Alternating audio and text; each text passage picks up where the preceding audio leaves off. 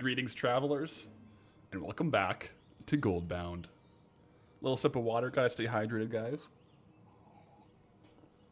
How's everyone doing on this fine Friday morning? We're back in Elwyn, just for the music. We're gonna be going to Zul'Gurub right away here, and then back to our new zone. But how we all doing? Make sure I got all my chats going. There we go. Squirrel, Snores, Nini, Picosa, Jaeger, Resident, Boffle, JS, Mura, Dark Fuel, Toolmaker. Oh my gosh, we got a lot of travelers in the pre-stream loading screen. Let's go, guys. Let's go. Yeah, I want to get right to it. I realized on what was it? On Wednesday. Oh no, we did kill the Zul'Gurub boss. I thought we forgot to kill it for a second, but no, I think we did actually. But I'm gonna start stream off with the Rizashi Raptor attempt, just so I get it out of the way, so I can focus on Loch Modan farms and not worry about that. But yeah, it's Friday. It's been a good week. We had some fun yesterday on Patholarics. Weird to say Patholarics now. That's our new hardcore character, but that was good. We got to get back on Goldie, guys. We got plenty of farms to do. I got a couple on the agenda that I want to do. Mick with the 60 stream streak. You're going for at least 100. Let's go. We'll have to be very careful on unscheduled streams, guys, for the stream streaks. But we're, what are we? This week is 5 for 5. It's not too often we get 5 streams in a week, so we're cruising, guys. We're rolling. It's been a good week for streams. It's crazy that Monday, yeah, Monday was the Blasted Lands grind. It's been a hype week for stream. Potentially our best stream week ever. Snores, you died in a cave because you DC'd last night? Oh no. Plenty of time to level, plenty of time to get out there, but yeah, man. DCs in caves on hardcore, it's a recipe for disaster. Peterson with a 35 stream streak. Let's go. Snores, I should go live on a weekend one day and ruin all the random stream streaks.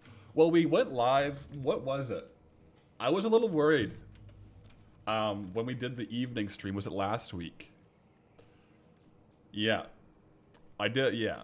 But if I am going to do like a weekend stream, I'm probably going to say it. Unless I get crazy with it, in which case, yeah. At least, yeah, we'll always be going on Discord. It'll always say it on Discord.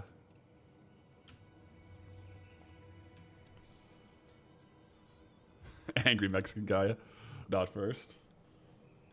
I think out of all the firsts claimed, you're probably like a 95% win rate on firsts. I think we have to give you that title. You work on Monday to Thursday, so Friday streams are money. Let's go. I was doing some, like in the mornings, I do a bit of scripting and editing and stuff, and I do more editing in the evenings. Had a good morning of scripting. It was, sometimes, you know, it's like with writing. Sometimes the juices will just flow and it's just good. So yeah, it was a good morning of scripting and doing some of the editing work and whatnot.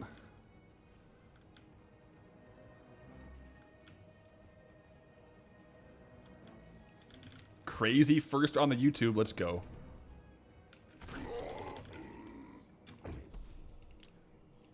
Got to get the giant sacks real quick, as we do.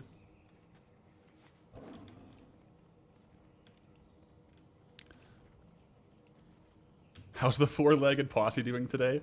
For a second, I was like, wait, what do you mean? But you mean the animals. They're doing great. Actually, just before stream this morning, I was just giving Boo a little attention. He was napping, so he's doing good. Took Stella out for a nice walk this morning. She's doing great. Weather is looking good, so there's a lot more trails that we can go on for Stella, which is super duper fun. And Poncho's also doing great. Okay, guys. Let's get it. This is a mount attempt. Let's drop a killing spree for good luck. All right.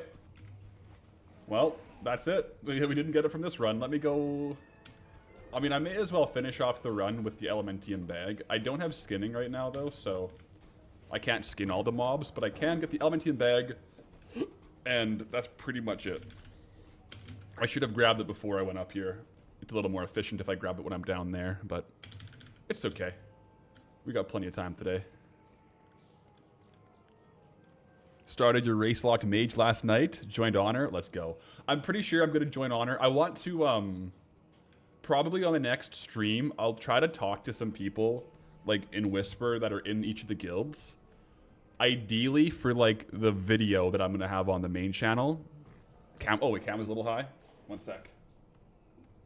Let me adjust it a bit. It's like kind of crooked, isn't it?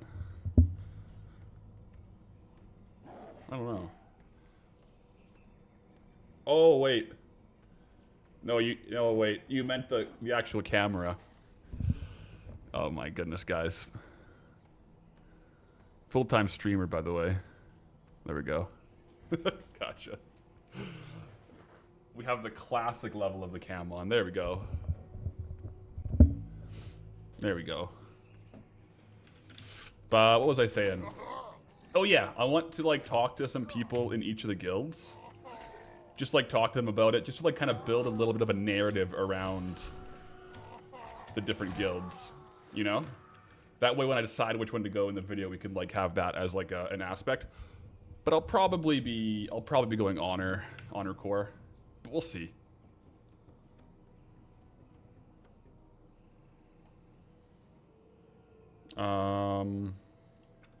Why are my nameplates not on?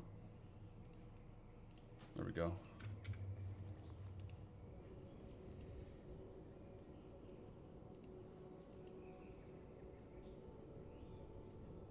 Almost had a keyboard stream there. Fully like inverted camera. Imagine that. Aren't all the race lot guilds and confederations? The Night Elf Guild is like 3 guilds mashed into one green wall. I think human's a bit different. I think there's a bit of a divide on the human side. I'll see though.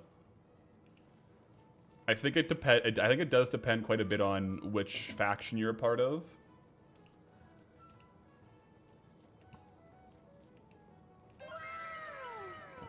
ATT, it's a little early for that. Oh my gosh.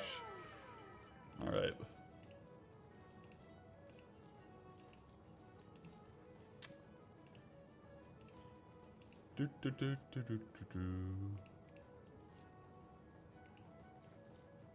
Very good.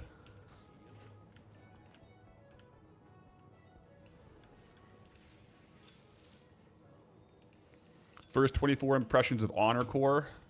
Nothing overly obnoxious yet. No toxic stuff. That's good. Literal endless Dead Mines groups. I mean, I feel like the early dungeons are going to have so many groups. And then I guess the longer it goes on, there'll be more and more people at the higher levels. So hopefully we can find groups at the higher levels too.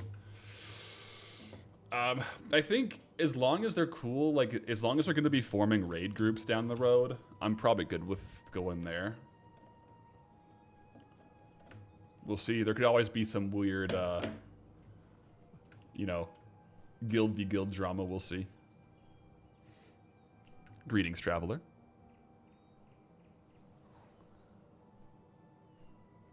Is race locked hardcore a new concept generally? It came about what, 6 weeks ago? Yeah, so it's pretty new. And then I think Grace for Days kind of like credited with like starting the idea. And then Bonnie's dad made the add-on. And then a few other people started. What is Honor Core? First time hearing it. So our hardcore character, we're on like on Skull Rock Realm, which has guilds that are only like one race. So Honor Core is one of the human guilds. Yeah, there's actually kind of like 3. There's Shart Core is one, but I don't know how big that one is. I haven't really seen it on the official list. But I will, I have seen them running around. That one guy that we fought Hogger with was from Shart Core. I don't know if they're doing the race locked, but yeah.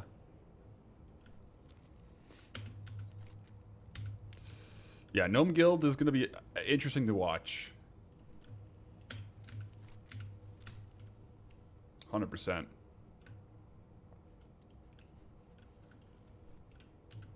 Make sure I don't go into the wrong zone. Loch Modan.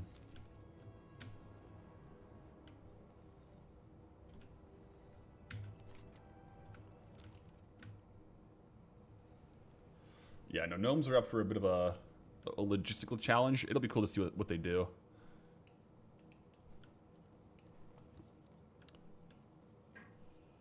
Worgen Guild would be fun. It's cool. Maybe down the road there could be like class only. I feel like class only would be interesting as well. All right, guys, let's go ahead and do a quick check on all the rares, see if anyone is up and about to get a quick tag on them. And then I got some stuff I want to farm.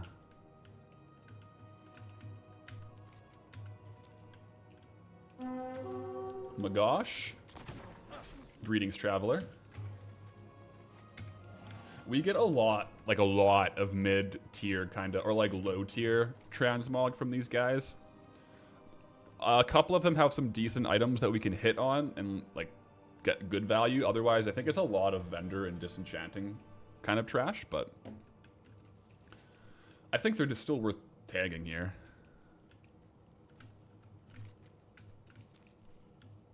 Ooh, a good start.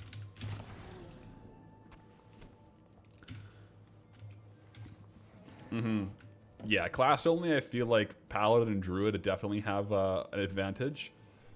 The hard thing is, like, you can definitely do the raids with any class, or like some classes. Like, there was like a mage only Molten Core run, but it was soft core, and I think like each boss kill, like a lot of the mages died.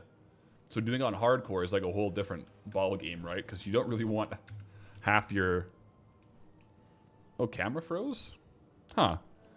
No, it did. I didn't change anything. It still says it's live. Let me see if I can't fix this. No, it definitely froze.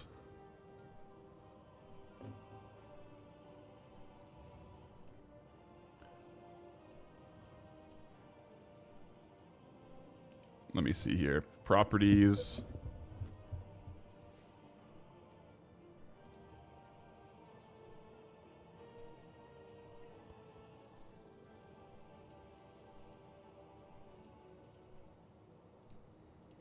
What the heck?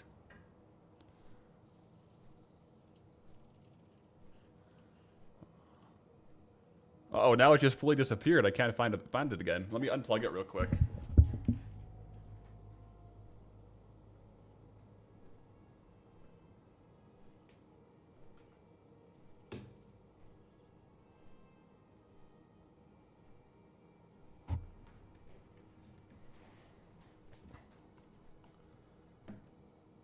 Yeah, I deactivated and then reactivated here in OBS. There we go. That's new. That's never happened before. Looks like it's back and running though. It was quite warm. It was quite warm. I don't know if it overheated, but like we've been going for 20 minutes, not even, because like a good chunk of that was not actually streaming. We were like in loading screen. So I don't know what caused that. Like if I'm okay, guys, I'm okay, don't worry. Don't worry. I'm not under any kind of threat that I know of, unless Boo is walking behind me. No, I think we're safe.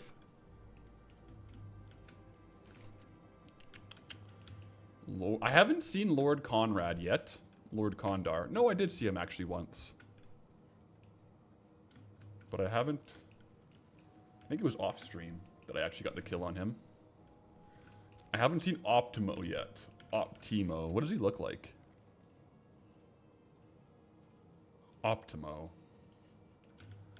Guess he can spawn all over the place. Maybe he's a bobcat or something. Or he could be flying. If he's flying, he might be harder to see.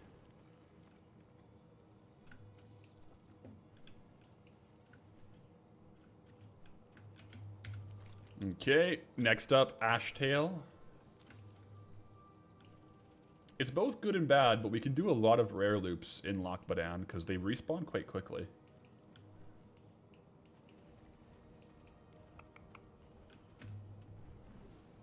Your camera always does that. Some sort of power issue.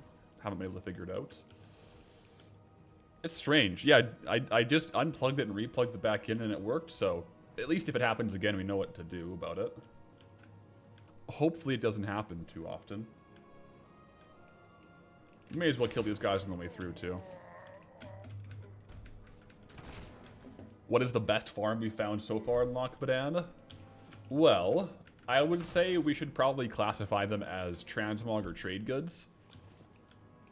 Right now, the best trade good is actually dual gathering. It was over 3,000 gold per hour. Not bad. Best transmog is hard to say. For item value, like, these guys are quite good. Problem with transmog is, like, let's check back and see which ones we sell while we're in the zone, right? Because I think the best transmog farm for the zone is going to be the one that we get items from and sell while we're in the zone. Right? If we get a bunch of items and don't sell any while we're in the zone, it's kind of like, you know, it's good to get the item value, but I really want to sell Loch Modan items while we're in Loch Modan.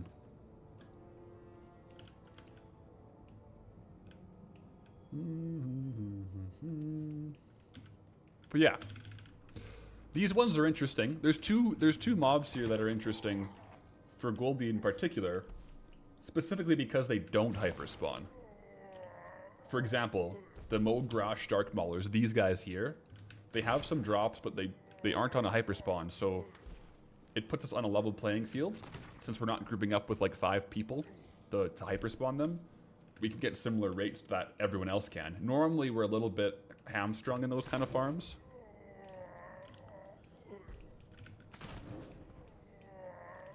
How much transmog value do we have left over from older zones? Well, I will tell you that my transmog character, like that I sell all my transmog on, has over a gold cap in gold value. So some items are a little, you know, inflated. Because once I leave the zone, I try to sell for market value. For example, one thing like that we were farming in Westfall, we were doing the farm here and getting like the Dead Mines cleavers and stuff. And while we were in the zone, we were selling those for like 2K or like 1,000 gold. Whereas now, I have those posted for market value and they're on for like 40, 50K. So that like really inflates the value. But my total transmog and listed value is over gold cap, so over 10 mil.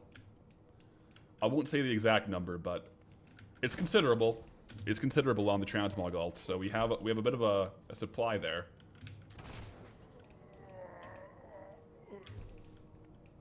I missed a treasure chest? Oh. I'll keep an eye for it on the way out.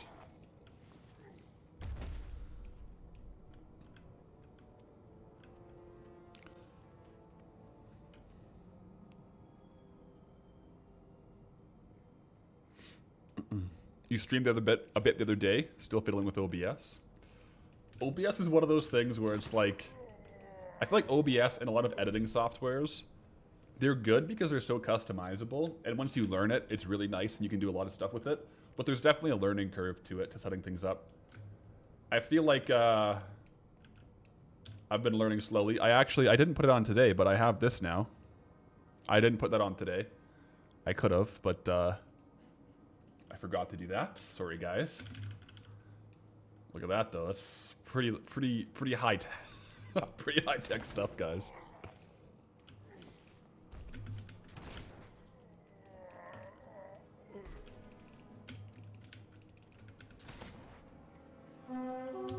Emog the Crusher has been located, guys.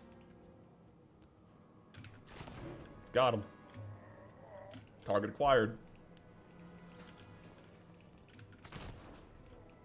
Yeah, I think it is like, oh, bit of a lag spike there.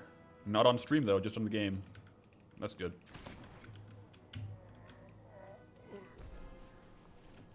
What's the item that someone's green dragon whelp looks kind of cool? That, my friend, is the Dragon's Call. It's a drop from Sunken Temple, the last boss, Aranicus.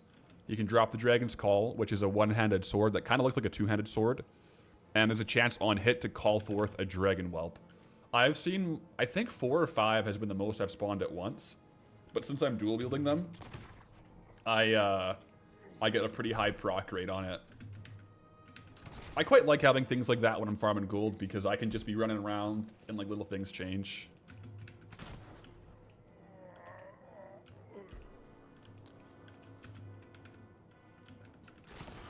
How long does it take to repost my transmog every day? Reposting is like probably 30 minutes a day. I try to get it so it's on a split post where I'm like posting it for like 24 hours. And I post like half and then, you know what I mean? So like half of it's falling off in the morning and then half of it's falling off in the evening. So I can split up the posting time.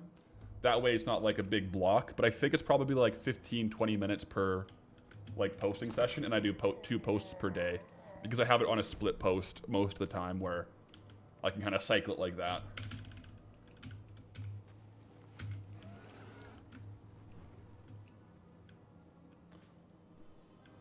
The thing with the market value that we have, we're kind of in this situation where since we're not really going back to the old zones to sell the high selling, the good selling stuff, we kind of sell off the items that sell quickly and then just end up like holding on to the items from the old zones that are slow sellers but high value. So we tend to sell off like the quick sellers pretty quick and then we don't really restock them once we leave the zone.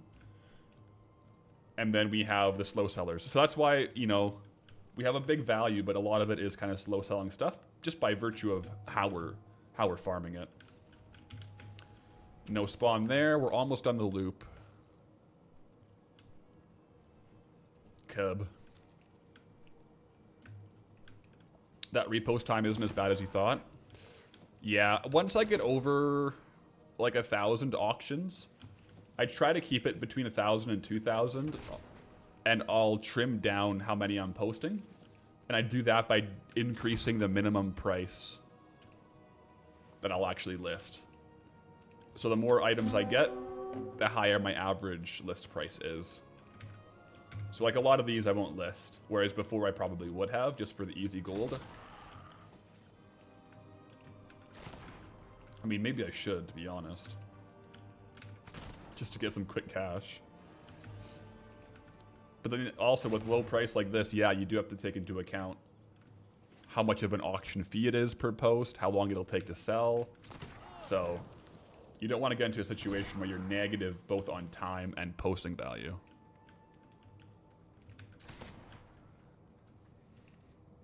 I mostly do some YouTube videos, but want to do some streaming too. Heck yeah, and OBS is pretty good for like recording for YouTube videos too.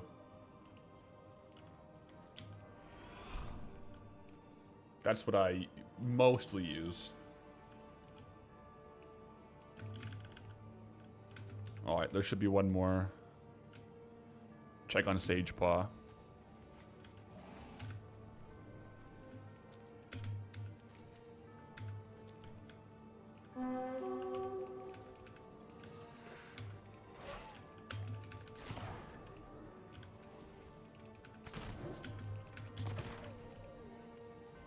Okay, so no big dings from the first rare loop. That's okay, though. I am going to go up to the Silver Stream Mine here, guys. Go after some kobolds for a bit. Kobolds? Are they kobolds? Or are they just rats? I guess they're just rats, like tunnel rats. Yeah, like the foragers and stuff. They definitely look like kobolds. Like... But they're called tunnel rats, yeah.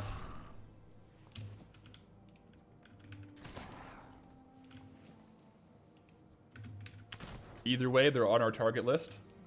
Let me update the macro to,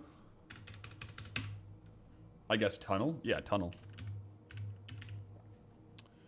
So it'll auto attack tunnel rat surveyors and I guess the rest of them too.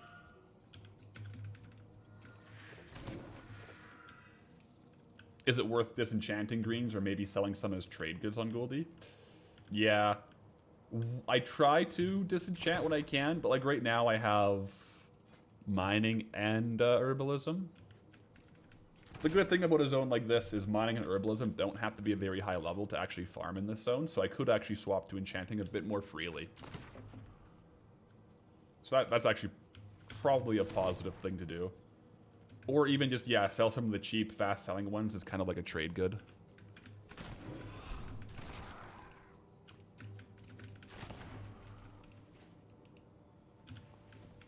Oh yeah, like look how many webs we just got here. 3. I love that. We also have one more thing that we'll see when we're farming is our trinket. Ideally, we get the trinket proccing soon.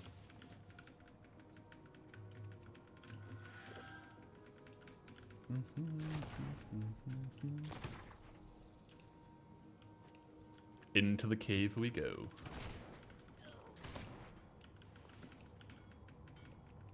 I don't think we really need the workers. They're not in the macro.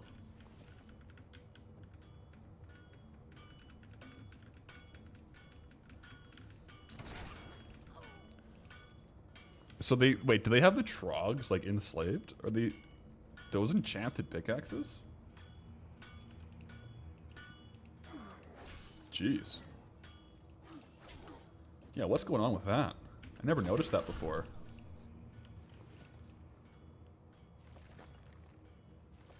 Weird. Crazy to see how popular Goldylock's journey has gotten.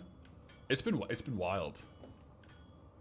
It's been a fun journey though, exploring the zones. We have a very good chunk of Eastern Kingdoms unlocked now, which is kind of crazy to think about.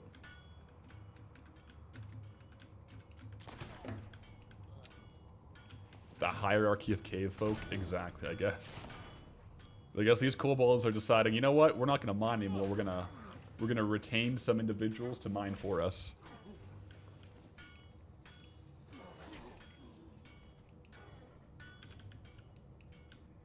They're all in sync too. Like across the whole tunnel. Look at this. So none of them are out of sync. Like they're all on beat. Maybe they are enchanted pickaxes. Like this guy's on beat. There's another one down here. Yeah, they're literally all synced up. That's crazy. Oh. No, this guy's off beat. Yeah, you can kind of hear the offbeat da-ding, da-ding. Anyways. Not exactly what we're here for.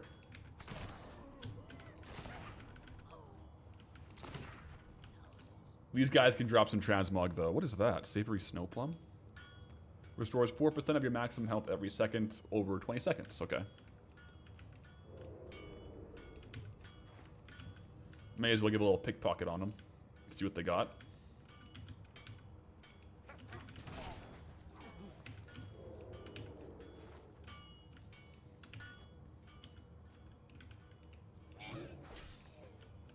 Submit a bug report because it's not synced up.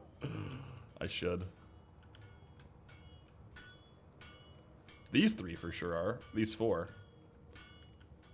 I mean, it kind of makes sense. I feel like if I was in a mine too, you would probably end up syncing up. Like if you're just like hitting, you'd probably end up syncing up with the people around you. Kind of like heave-ho type of stuff. So, you know, fair play.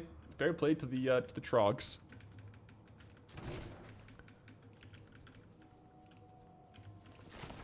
Normally, if you're rowing like a boat or something, you have like a drummer or a guy going like this to make sure you're staying on beat. That's usually what you do, but they just got the enchanted pickaxes.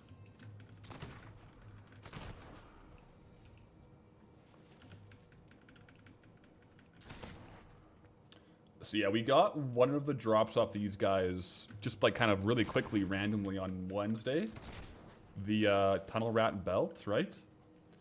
They also dropped the Rodentia flint axe. You can actually see that one on the bottom right with ATT on some of these guys. So I'm just trying to stockpile up on some of these Loch Modan items that we can hopefully sell off pretty quickly. Get some gold for them. unlike the other mobs we were farming on Wednesday, these guys are on a hyper spawn, so values might be lower, but we can kind of just infinitely run around and kill them, which is better for consistent farming.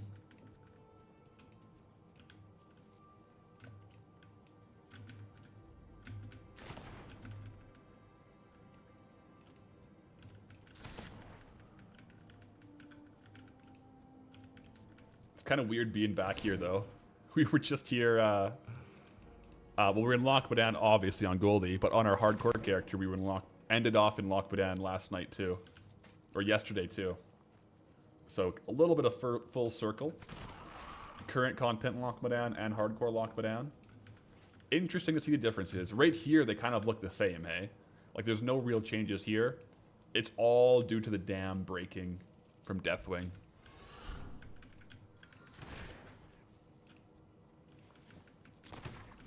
I must say, though, Pathalarix, the hardcore character, is probably going to be out of Loch Modan a lot sooner than Goldie.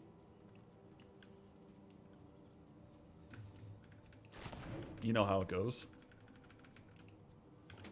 Well, he'll either be out of Loch Modan sooner or, yeah, back to the Abbey and technically staying in Loch Modan. The character who's been in Loch Modan the longest has been Hematrix. He died, and I just left him there. His ghost is just literally haunting Loch Modan. I never left. I logged in once to, like, move guild ownership, and that was it. Quite nice, actually, with the tunnel rats. We can do the full loop around. I don't know if it's more efficient. I'll have to test that out.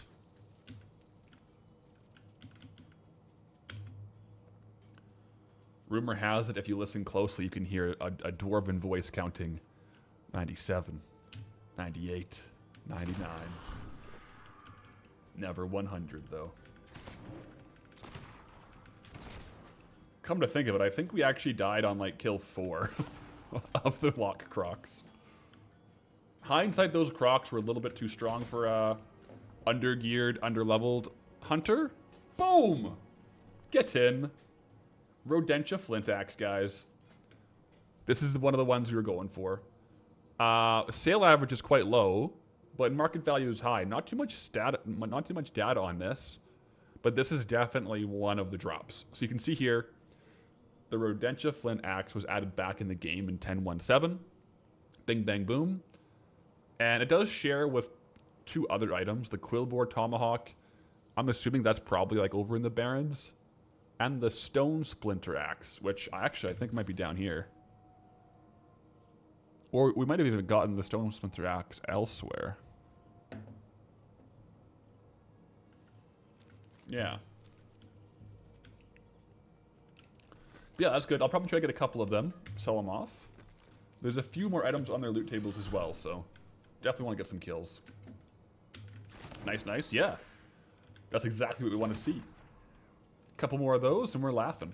But yeah, is the Loch Modan more of like a transmog angle? Might be here for a while if sales are slow. My kind of thought process, I think it is like a little bit biased towards transmog for sure. Like the upside from transmog is quite high. Ideally, what I would like to do is all of the farmable transmog, like transmog from actual mobs like this that we can go around and farm, I want to get that obtained as soon as possible on Goldie to get that listed as soon as possible. Because the longer it's listed, the higher chance it sells. So the sooner into the zone we get, like, basically the shelves filled with the best that Loch Modan has to offer, ideally, the more value we'll get from it while we're in Loch Modan. Once we have that kind of sorted and a few of the transmog staples stocked, we can kind of assess and, you know, restock them as we sell them. And once those shelves are stocked and we're hoping for sales, then I think we lean a little more into the trade goods. Because the trade goods, we're not getting rich quick so far. I mean, we might be able to min-max it, but it seems like the trade goods kind of cap out around 3 to 4K per hour. So, not terrible. We've definitely dealt with worse. Like in Dunmoreau was a bit worse for sure. But at least if we have a good... Now they're off sync. Oh my gosh. at least if we have the transmog shelves full, while we're doing like farming loops and farming trade goods, we might be selling off some transmog. So, a bit of double dipping there.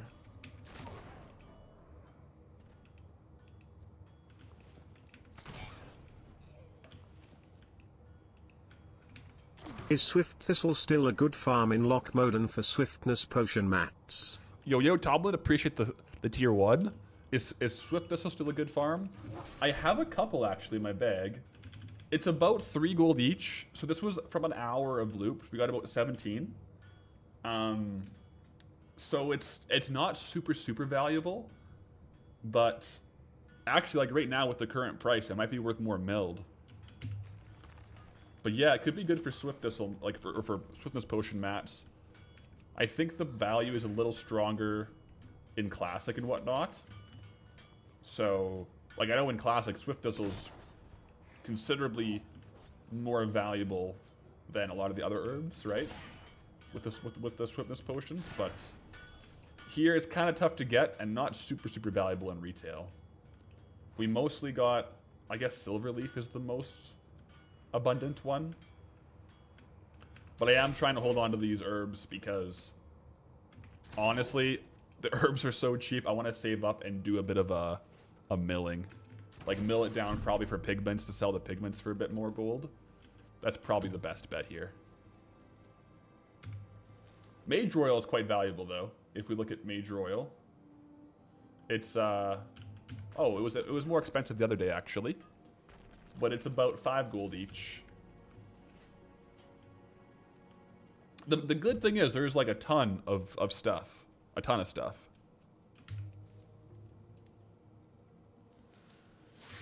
Sells for housing. Is Swift Thistle used in housing? Yeah, so it might have a bit of value from that too then. Tom, and yeah, mostly play classics. Your golden making knowledge is a bit dated. Yeah, no, it's definitely a good classic one. How far into your unlocks? How many zones have you gone through with Classic? Because it's there's definitely some similar metas, but some metas are definitely probably quite different per zone.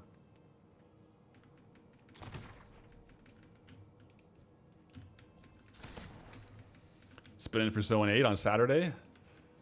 GLHF. GLHF.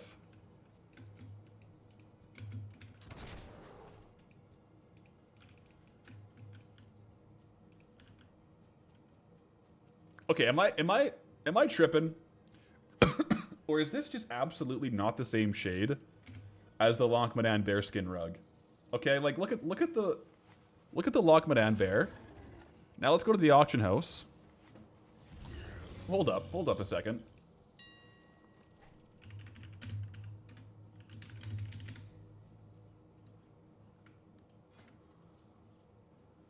There is no way that's a Loch Modan bear. You know what I'm saying? Like, in what world is this a Loch Modan bearskin rug? The bears are way darker. Like, maybe when you dry it out, it like lightens up or something, or you treat it. Maybe the cured salt. I don't know, guys. There might be some kind of I mean, now that we put 2 and 2 together, we didn't actually make the Loch Modan bearskin rugs from Loch Modan skins. The Loch Modan bearskin rugs are actually made from, like, snake skin. Like, I got all of my rugged leather for the Loch Modan bearskin rugs from Sunken Temple. So a little bit of, you know, what's the word? Like, if you buy a Gucci bag somewhere, like that's like not a ripoff. What's the word for that? There's a word for that. I don't know, guys. Something doesn't seem right. Definitely some shenanigans going on there. A knockoff, yes. Well, if they're knockoffs, then I've made a lot of gold selling knockoffs, guys. To be fair, this is a black bear we just killed. True, let's keep an eye out if there's any, like, one-off brown bears in Loch Modan. Also, I'm curious if the bears are a different color in Classic. Maybe they are.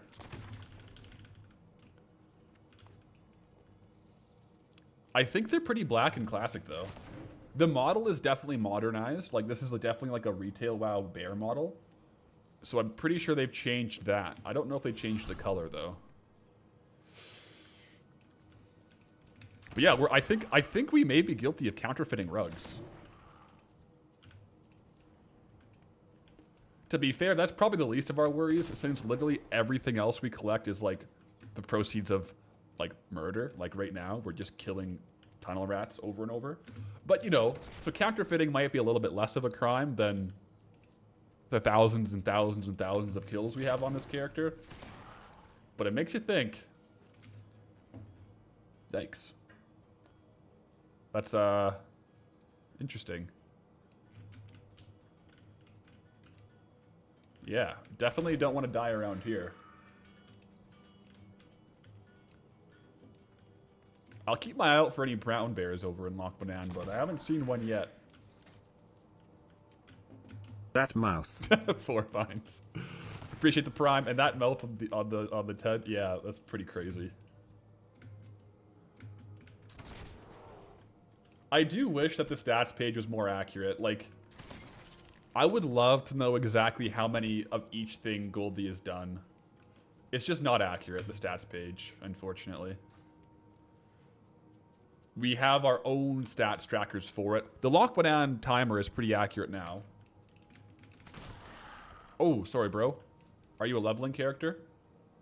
Ah, this guy's trying to level.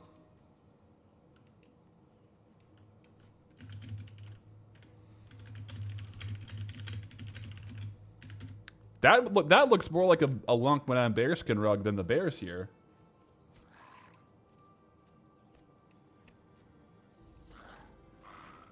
Is that just like, is this like a human? Where is that bear from? Because that looks like a Loch Modan bear skin rug bear. Okay, they're just gonna, it's fine. Probably Elwyn. Yeah? It looks different, doesn't it, though? I didn't really look in Elwyn. Maybe I didn't look close enough at the bears.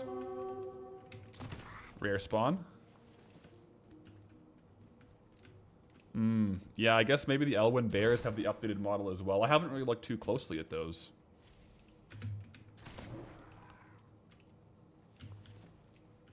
Yeah, that must be it must be Elwyn if they're human, because they would only have been to Elwyn.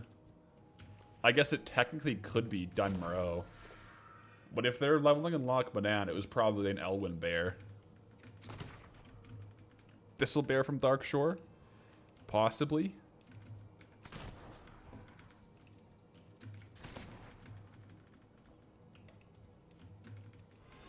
There we go. We got a sprint going. Yeah.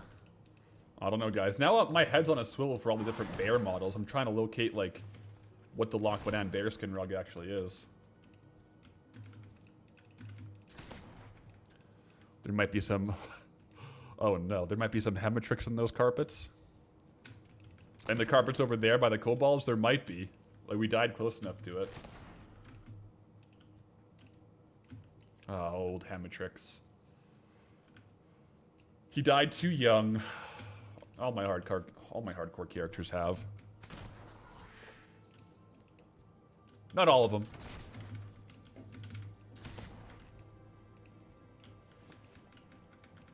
Not all of them.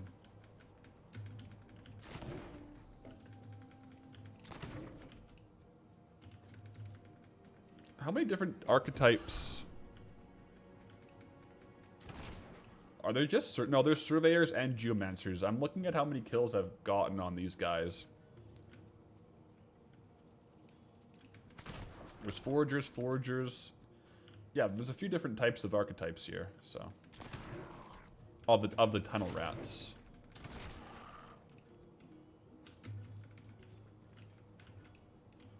What if black bear's furs lighten up when they're out pre-rug drying or something? I mean, it's possible. Because you would have to dry the hides, and within the Loch Modan bearskin rug recipe, you do use deep rock salt. So maybe some combination of the curing salt and the sun drying, it could lighten it up, actually. It's possible. Like, if it was just the leather, for sure. It's just the fact that it's the fur. Like, maybe if there was, like, a little bit of bleach in the recipe, that would make sense, you know? Bleaching the fur a little bit. I think we might be holding the World of Warcraft crafting to a bit too high of a standard with our scrutiny, but I'm here for it.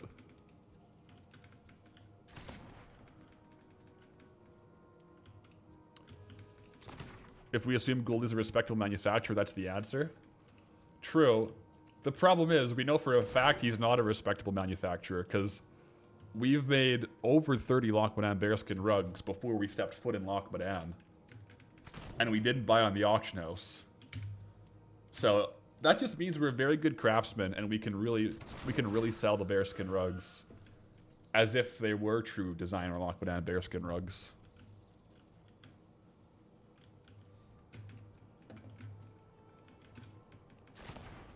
Sounds like something a snake oil salesman would say. Yeah, it's definitely the curing salt that drops the color there. Hey guys, gold is gold.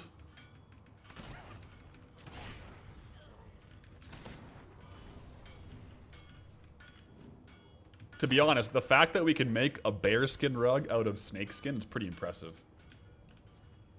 And dragon skin? Well, I guess it's mostly snakeskin. And turtle skin. Some of those rugs have been made from turtles as well. Wrap that around your head.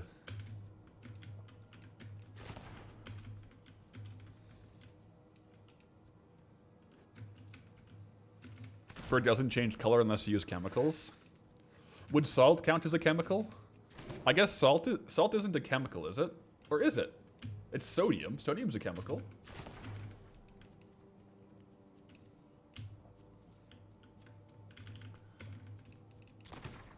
I don't know.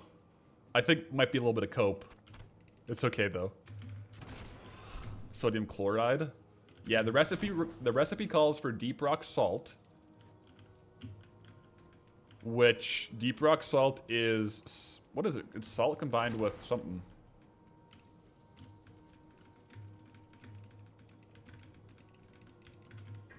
So, you know, maybe it does have a lightning agent in there. Couple extra minerals. We don't know what those minerals are. It could be something that bleaches, something that leaches color.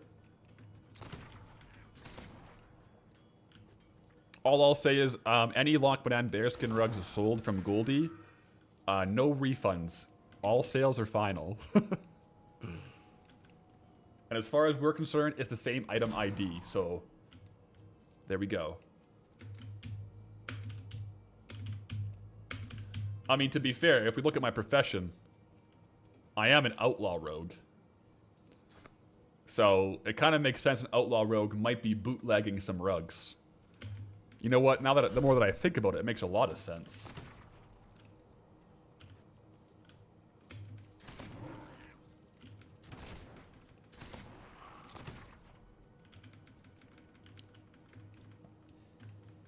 Yeah, interesting stuff. I don't know, guys. But yeah, definitely the salt is more so for drying, for like preserving. But it's deep rock salt, so whatever is in the deep rock, maybe there's some other stuff going on that lightens it. Is it likely? No. Can we argue it? Yes. Phony bear rug vending is PvP. Darn straight.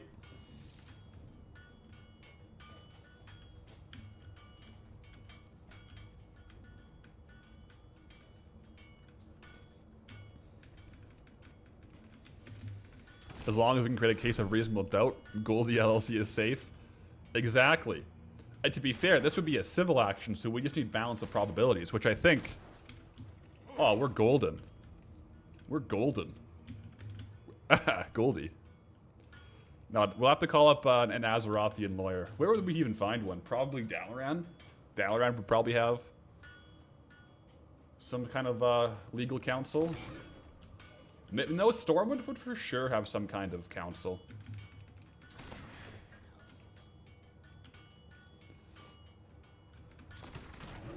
Best lawyers are in the Undercity. Oh, man.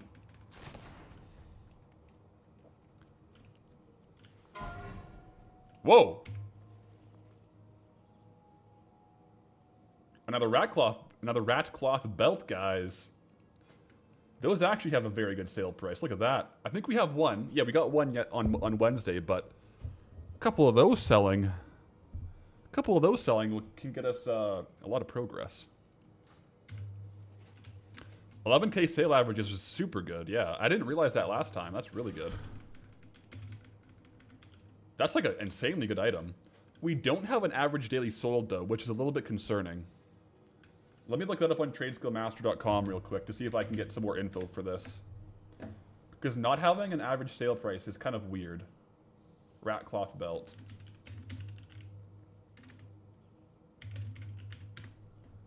Rat cloth belt.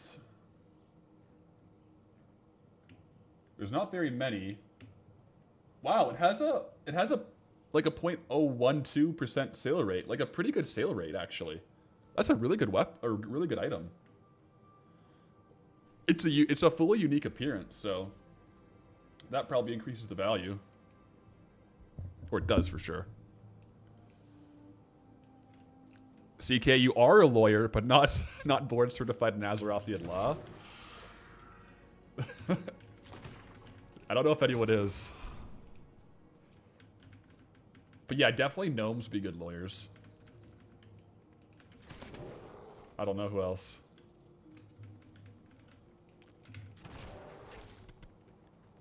Amazing find, yeah.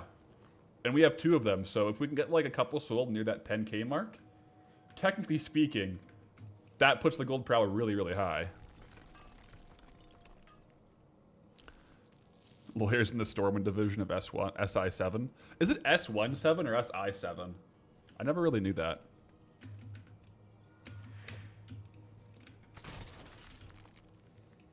Goblins are lawyers for sure.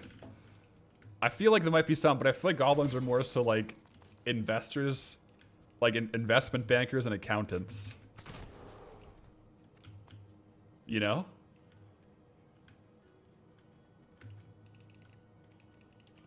Running the numbers, stacking their coins. Oh, SI, Stormwind Intelligence. Wow, guys, I just learned something new.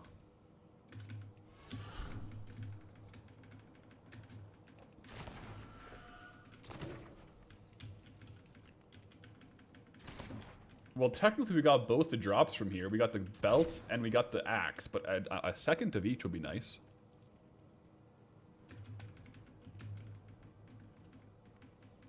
Orcs would be good ones. I feel like orcs would be good for trial by combat, you know? Just like, if instead of going to trial, just go, yo, Muckgarah, my boy.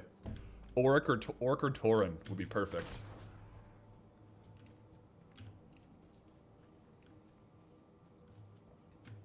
Plus, I know like we're playing hardcore and stuff, and Muckgarahs, you can have all your weapons and all your gear, but a true Muckgarah is no gear, only weapon, right? Like that's what like the historical Muckgarah is in Azeroth. I feel like for obvious reasons they didn't put that as a mechanic in the actual Muckgarah, because then I feel like melee classes would just win every single Muckgarah. But yeah, for sure, if you're going trial by combat, Orc or Tauren is probably your guy. If you're going trial by, you know, regular, maybe you call up a gnome or a blood elf or like a goblin even, yeah. Well, it's decided by the combatants. I suppose that's true. And generally speaking, like the Muckgarahs for chieftains, like the accepted rules in that scenario is weapon only. But there's no true standard.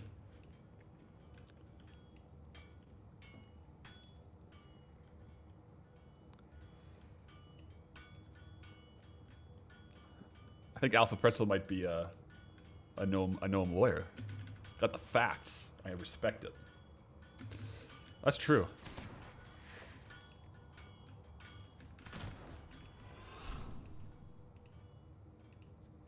Gul'dan cheated. Can't trust warlocks in that fight. Yeah, you're not going to be trusting a warlock in a Mutgra.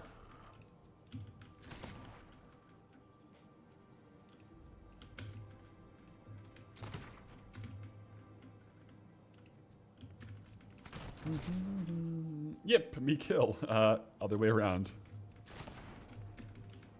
Other way around, my guy.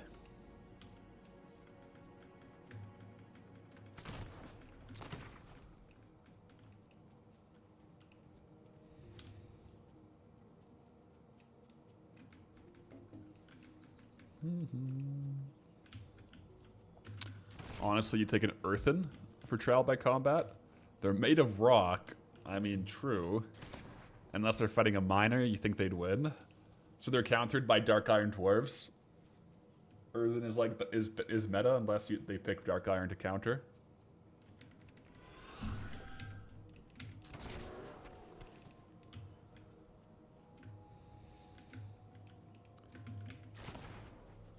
Got a couple of bears on the way. Bears are on the next on like the chopping block per se.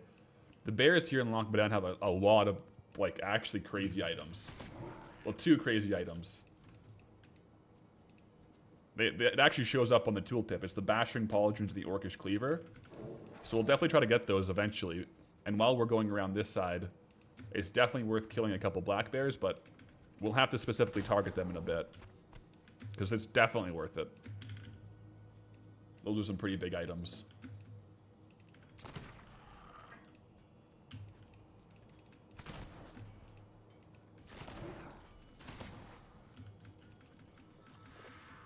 Wait, I can hear the mining still. Wait, the mining is underground. I can hear it. That's crazy. There's no one mining up here. It's the trogs beneath us.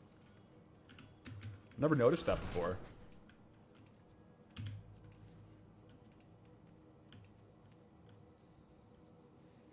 So I guess it's not coded for, you know, like soundproofing insulation.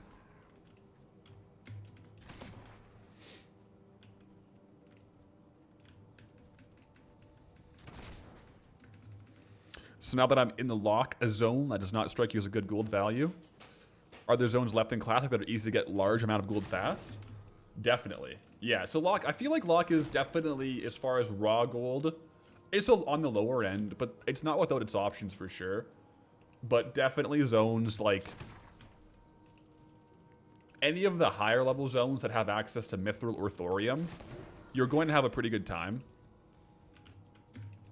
Right? Like if we get Ungoro Crater, Badlands, Winter Spring, those ones, like worst case scenario, you farm some Transmog, you farm some of the ore, the materials. Like they have pretty good trade goods where you can just decide we're just going to farm a ton of loops and make gold. Whereas a zone like Loch Modan, you're a little more variable, right? Like you got to rely on drops and you got to rely on selling drops. So it could be slow where you could end up selling like a couple of these back to back and all of a sudden, bang, bang, boom, you're rolling a new zone, right? So it's a bit more variable for these kinds of zones. But it's nice to have a different variety, right? Different metas for each zone.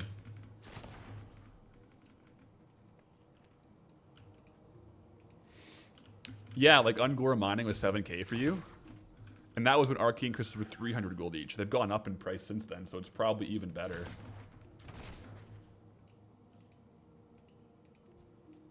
Gateway to the north. If I go Arathio, can I farm the BFA version? Yeah. Yeah, there's a Dormy in that zone, so we'll be able to swap it back and forth. Cool. I didn't even know that there was a Dormy in Arathi. That's news to me. Good news. That always makes the zone farm a little interesting. At the very least, it'll make our ore loops a bit more profitable, probably. We found that out in Blasted Lands. I mean, also, keep in mind, for a zone like this, we just came from Blasted Lands, so we do have a couple like bronze whelplings still in stock that hopefully will sell relatively quickly. So stuff like that from the previously like really good zones might trickle into some of the slower zones. Of course, we have Stealth Blade always on the table, so whichever zone we sell that in, I mean, that'll probably be a 1-episode zone, right?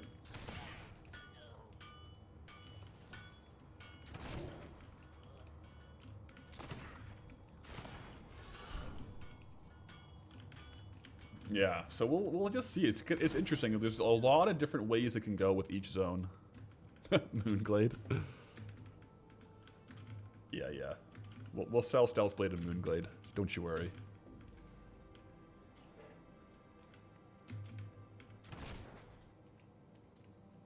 We shall see.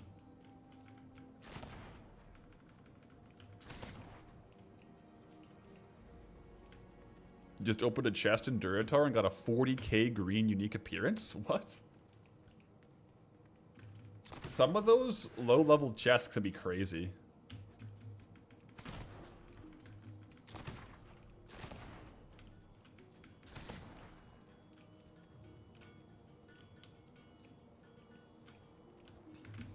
Will Stealth Blade be able to unlock 2 zones if it sells? Depends what it sells for.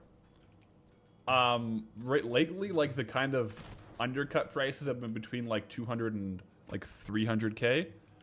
So unless the prices kind of come back up, it would probably be just one zone for Stealth Blade. But theoretically, if it did sell for more, like 500k, we could roll 2 zones. We'd have to do that.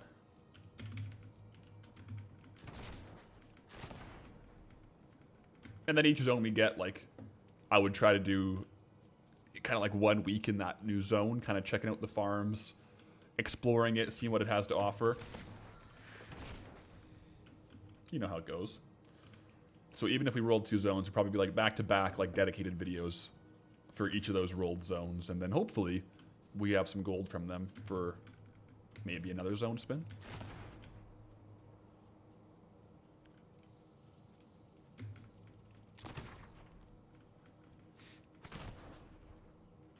Keep on looting. Get a couple more items from these guys, perhaps, perchance.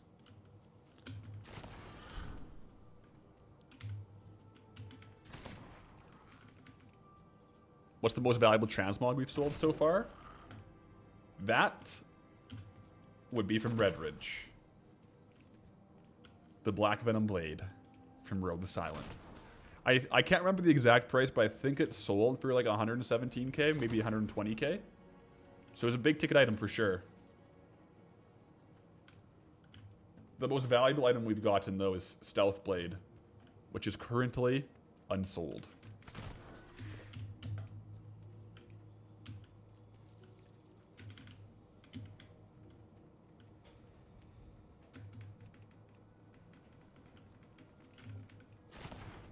Have we chosen a Skull Rock guild yet? I haven't finalized it. I'm like quite sure I'll go Honor Core, between Honor Core and Human Error, but not 100% confirmed, but very likely. I'll ask around, you know, next stream, talk to some the players in each of the guilds, make the decision.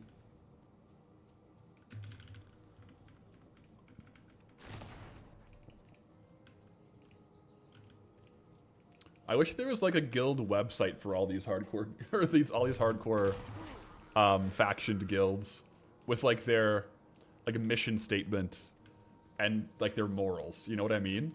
Like that would be ideal for picking between the two. There's discords. Ooh, maybe I should look into the discords this weekend. Yeah, I'll do that. That would help with some information for which one I want to join.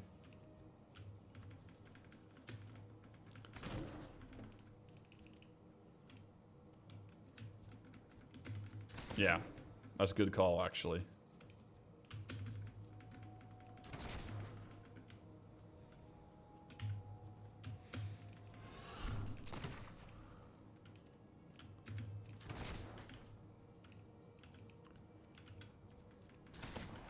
I mean, these guys are giving like a couple silver each.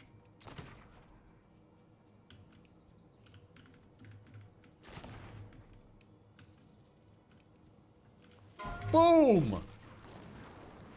Second rat cloth belt of the day, guys. Man, if we could get this many rat cloth belts here, like theoretically, if we list, like, I'm not saying what we're gonna do, but if we list this for like 5K, a goblin for sure snipes that, right? Like a minimum, like a region sale average of like 11K. Heck, even if we list this for like 8K, it should sell insta to a sniper. That might be a bit of an angle here, guys. I don't know. We'll see what happens. But like these, like the stats on this item are crazy. And if we can get, like we've been going for how long? An hour. And we've gotten 2. And a scalping axe. If that's anywhere near consistent, get a fashion check. Oh, 100%. It's pretty basic. I'm not gonna lie. The big pro of it is there is no other item in the game, like its unique appearance. I have all the things enabled right now so we can see what we got going. So it's just the rat cloth belt. So collectors will fight over it. Fashionistas will hate you for it. And Goldie will sell it. I don't know. Don't know where I was going with that one, guys. But yeah, it's a cool low fantasy vibe. I wonder if there's other rat cloth gear, like if there's a rat cloth set. That could be interesting.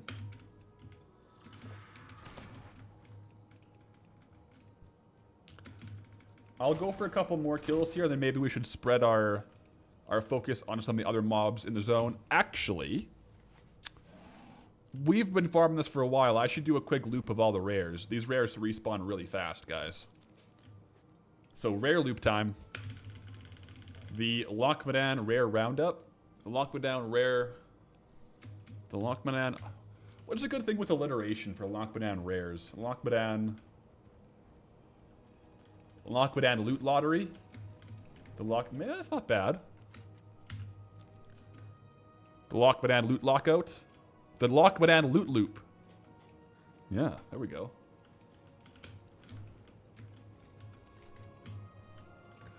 The Loch Modan loop lap. The Loch Modan lap. Yeah. There's something there, guys. There's something there. See if Magosh is up. Google says there's no rat cloth set. There's a rat cloak that cub drops. Let me take a look at that then. Rat cloak. Rat. Bard's cloak. I'm curious what the rat cloak looks like. Oh, interesting. That is not what I thought a rat cloak would look like. Shares appearance with Spellbinder cloak.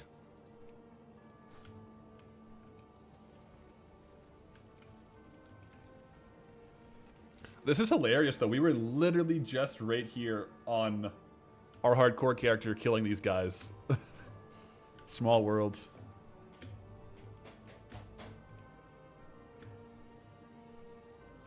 How much was the blue from BWL that dropped that one day? Let me think. The blue from Blackwing Lair? Or was it the one from Sunken Temple?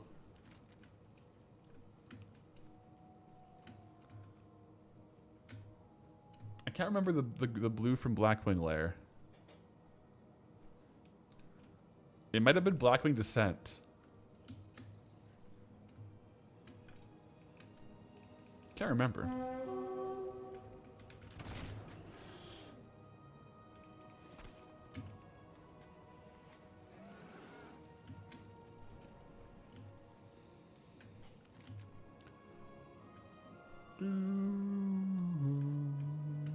Shonda.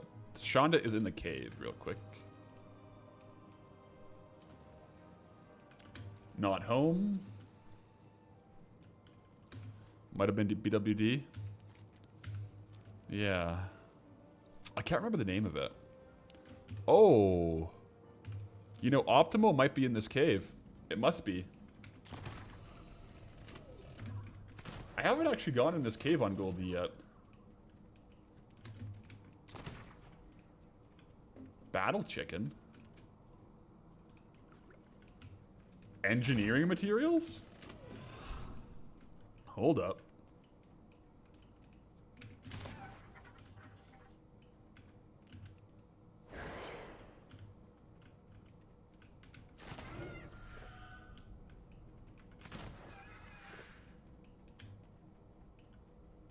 Oh yeah, Optimo is down here. That's why I haven't seen it yet. Okay. Good to know. Someone just came through and killed it, though. Can you tinker on them, whatever it's called? Ooh! Oh my gosh. Wait. Requires engineering. Is that like skinning it with engineering? Hold up. That is interesting. Okay, wait. We gotta try that today. That's really cool. I didn't know that there's any kind of engineering stuff you could like disassemble. I wonder what you get. That could actually be an interesting little farm.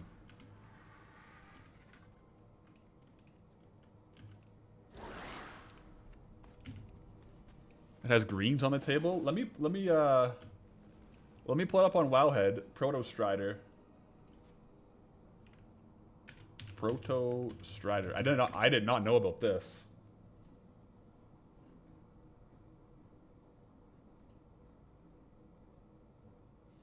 Yeah, there's like definitely like blasting powder, bronze frameworks, silver contacts. It kind of looks like a lot of grays, I'm not gonna lie.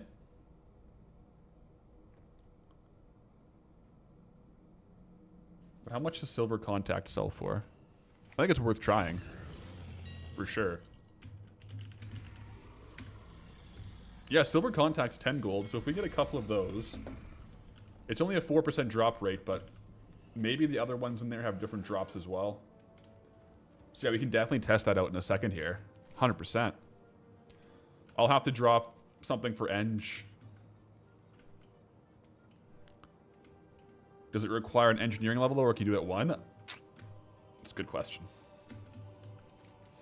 If it does require an engineering level, though, since it's Loch Modan, it should be like pretty low, like 100. And we could get there pretty quickly, I think. So I'll have to... I'll do that. I'll test it out here. I want to just quickly loop on the rares. The one puffer. I remember that stream when yeah, when we were picking which raids to go first. I just forget the item that we got. Also, guys, are you seeing what I'm seeing? This is the right color for the Loch Modan bearskin rug. So it turns out that this is definitely the Loch Modan bearskin rug color. So the Loch Modan bearskin rug is definitely grizzly bear. That's really cool. The more you know. So yeah, there's grizzly. I didn't realize that there was grizzlies and black bears in Loch Modan. I totally forgot about that. But yeah, this is the Loch Modan Hills grizzly with the glowing eyes and stuff. That is for sure the right color for the Loch Modan bearskin rug. Goldie is not a fraud, guys. Well, I mean, he kind of is a fraud, but at least it's like of a real item. Since these are like the first ones we've killed. The rug has dark on the back, though. All right, let me pull this guy out into the sun.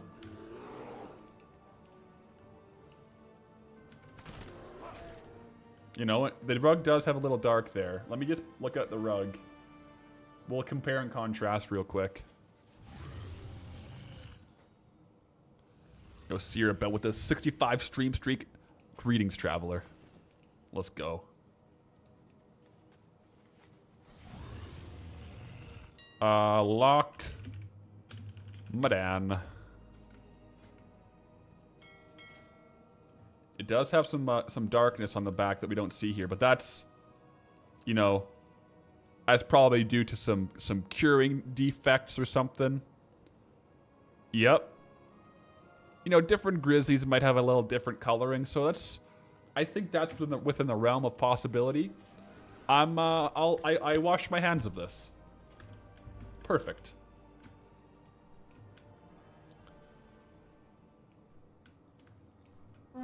All right, all right.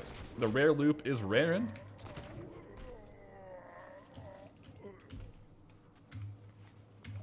Oh, good point. Fur does change color in the year, so maybe the Loch Modan bearskin rugs, you harvest them like in the spring or the winter. I don't know. You know, we can. We have a very plausible defense now. We are good. When am I gonna get back on Skull Rock next? Next for sure, Skull Rock playthrough or like stream is gonna be Tuesday.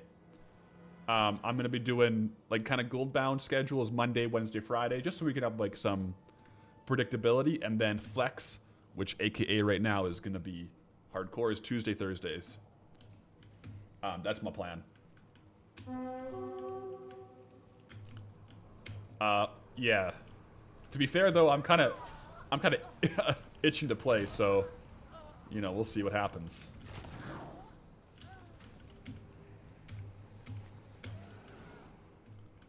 Exactly, we charge a premium for the rugs. They're very valuable. Honestly, at this point, guys, I'm kind of curious about this engineering thing. I'm gonna go ahead and test it right now. I'm really curious. I'll go to I'm gonna unlearn maybe like herbalism since I have a high level of mining. I think my closest eng trainer is Dunmoreau in here, so I'll just go there real quick. Get eng, and then we'll go over to those like mechanical guys and see if I can't harvest them. That's very cool. I didn't realize that was a thing.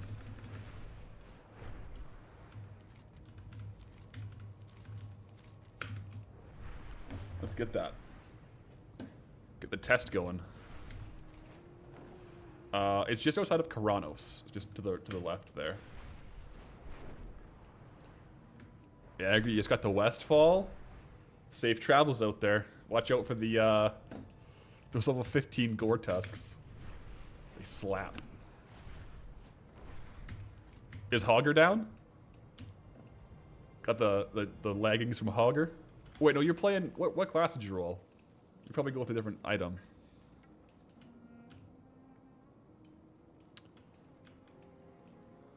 Rogue, excellent. Yeah, that's the Loch Modan, a similar one to the Loch Modan bearskin rug right there. Am I? Oh, it's up here for Eng, right? Yeah.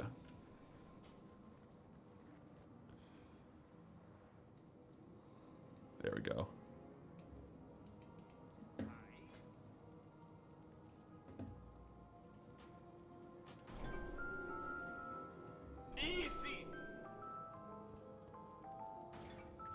ATT is crazy with those sound effects.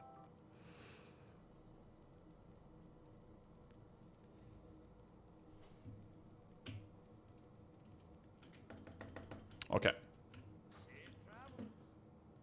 So engineering, we have classic engineering now.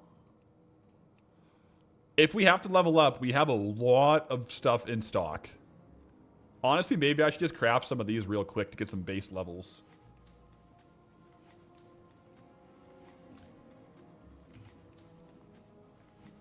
Honestly, this is profitable. Min buyout right now is a lot, actually. Like, a lot more than I would expect.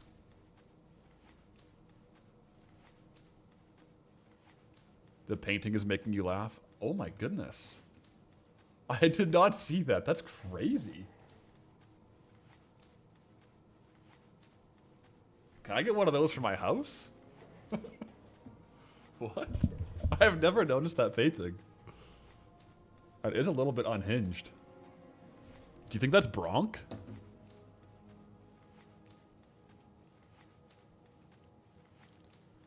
Dynamite range is 5 yard radius, 1 minute cooldown. I don't know. I don't think it would work to hit the birds out of the sky though, since you have to throw it on the ground. And it would have to go up. Yeah, a lot of the classic paintings are crazy actually. I never realized that.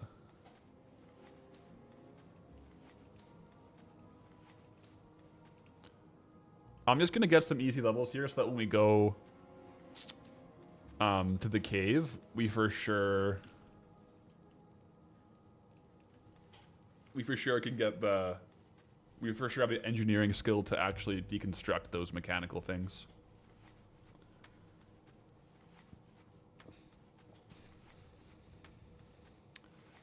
Get that painting for 100k YouTube subs. I should get it commissioned.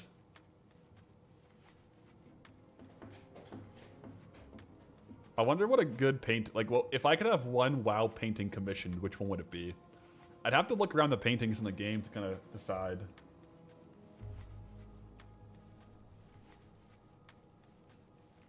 What can I do for you?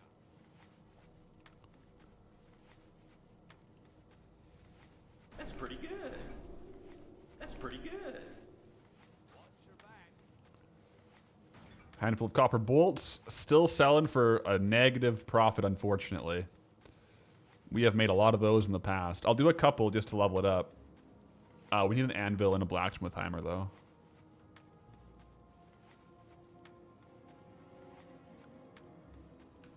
Anvil and a blacksmith hammer. Oh, we don't have them here. The trade supplies aren't here. I gotta go up to our gnome friend. Real quick to the gnome friend up here. In Caranos.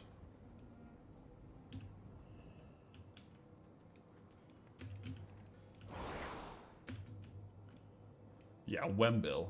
Wembil. Actually, it's our dwarf friend.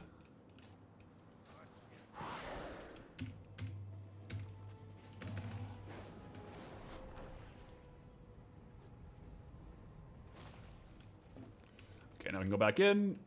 Wait, he doesn't have an anvil, does he? No, he does. He does. No, he doesn't. Does that count? Does not count as an anvil. Okay. I should have just crafted it back here. One sec. I'll go do that then. Get the charcoal drawing from Titanic, but of Goldie. And I'll just put it up in the room. That's pretty good.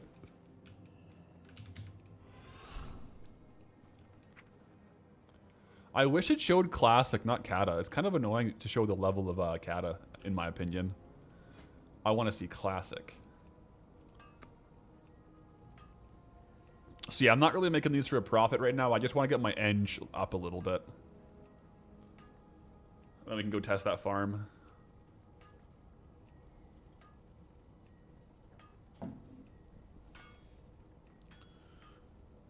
I'll go until it's kind of not green. It's not profitable, but it's kind of a little break even. Because copper is like 3 gold each.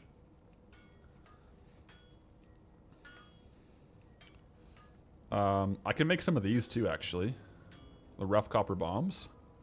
Use those up. These are definitely a loss. But they give us engineering levels at least. And then I'll just go back real quick to probably get dense blasting powder. I guess I can make this soon. Or now, actually.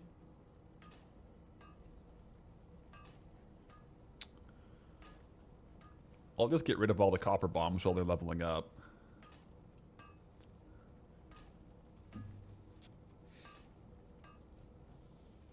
They might give engineering levels over there. We'll see. I might level up past it, but I have not really... Like, no, did Gnomergan have that as an option? Like, in Gnomergan, could we engineer the mobs down? I don't think we could. Why are we leveling engineering at the moment? We're going to be testing a farm shortly here in Loch Modan with Eng to see how profitable it may be. It could be decent. We'll see. It'll at least be like a unique angle. Damn, son, where'd you find this? Damn, son. All right. Damn, son, where'd you find this? ATT is a little crazy when you are learning and unlearning professions a lot because you get a lot of notifications when realistically probably shouldn't be getting them because, well, it's like a level 1 recipe I've had 10 times, but, you know, it is what it is. I'll go back over to the cave. In Westfall you can. I don't think I ever realized that any mechanical mobs in WoW were engineerable. I did not realize that. Has it been like that since Classic? Well, you said in Classic you get levels, so it must have been. Wow. A bit of a knowledge gap there for me, guys. I definitely learned something new today. I knew about mining. I knew about herbalism. I didn't know about eng. Are there any other professions where you can, like, sometimes skin the mob? Oh, skinning, of course.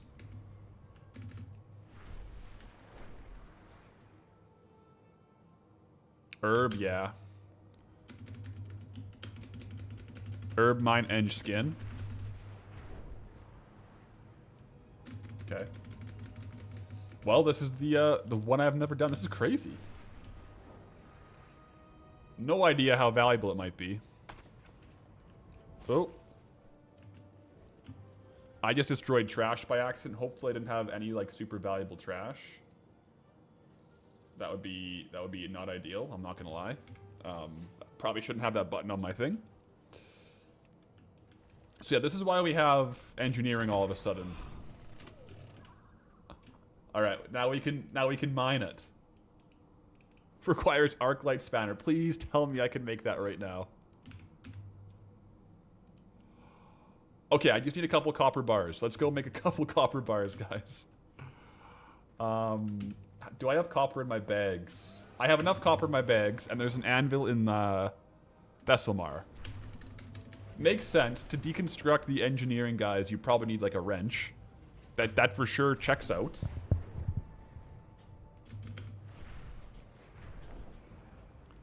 I'll go to the Thesselmar anvil.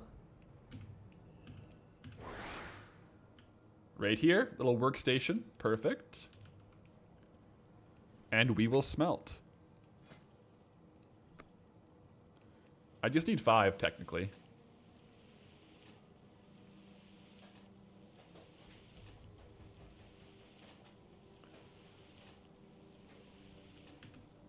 Okay. We also need an anvil to create the arc light spanner. Those sell for a good amount.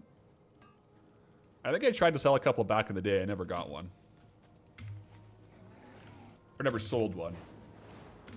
I was trying to move a couple spanners. Threw a few spanners in the works and it never really panned out. I wonder if mechanomes can avoid... Mechanomes should like not be required to use profession tools like a pickaxe or a spanner. They should just have it all the time. Or like for blacksmithing, they shouldn't need like a hammer. Anyways, let's go ahead and mine this. Okay, so the first one is a gray item. Fractured gear tooth. Worth 2 copper, not super crazy. Not another fractured gear tooth. Nothing, that one. Okay.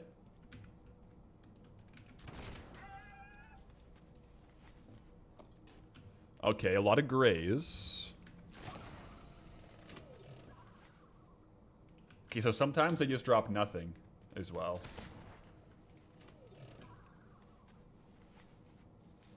Heavy blasting powder. That's something. It's like 76 silver.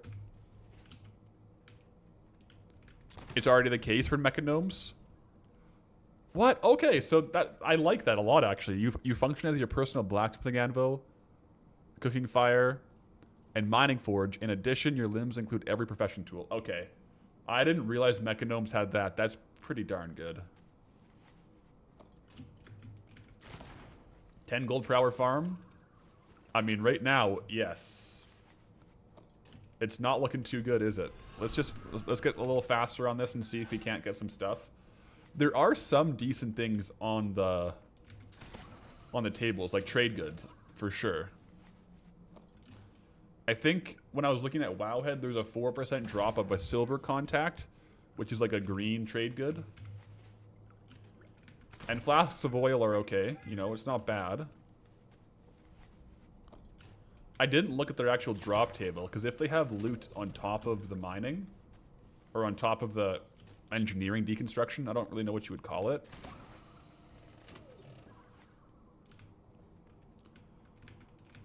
Might be kind of fun. Either way, it's a kind of a funny little quirky farm, hey? I didn't expect this at all here in Loch Modan.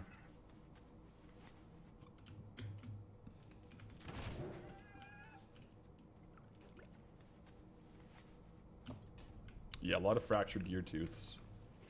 Current gold per hour, 21. Okay. Other question, do they hyperspawn? Not gonna lie, guys, if it's this low of loot and they don't hyperspawn, this is a... maybe the worst farm we've discovered yet, but it is a farm. Let's see if they do hyperspawn. I don't think I killed them all.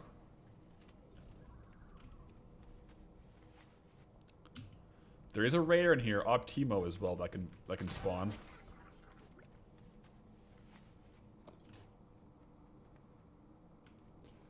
Is it giving skill ups when we gather? No, it's they're orange, but I have not gotten a single skill up yet. Yeah, I don't, guys. I don't think they even hyperspawn. It doesn't seem like they hyperspawn. Oh my gosh, this farm is cursed. Unless I just like missed a corner or a cavern. I think they're on a regular old respawn timer, and it's like 18 gold per hour. Oh my gosh. Is that worse than the Elwyn fishing only farm? It might be worse than the Elwyn fishing only farm. I'd have to double check. Because like, this is actually like it's too high of gold per hour for it because it's not counting the respawns, right? For it to be a true gold per hour, we have to wait for respawns to come in to see what the respawns would be. I mean, is this... you can fish here when you're in your downtime. Maybe that's the meta. Wait for respawns with a bobber.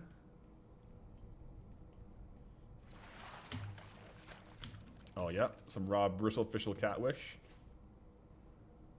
Raw bristle whisker catfish. I butchered that one. This very well could be a contender for the lowest gold per hour farm. I just want to see how long it takes them to respawn in here. Oh, wow. Okay, that's not a terrible fish. That's like going to increase the gold per hour right there. Loch Modan Frenzies?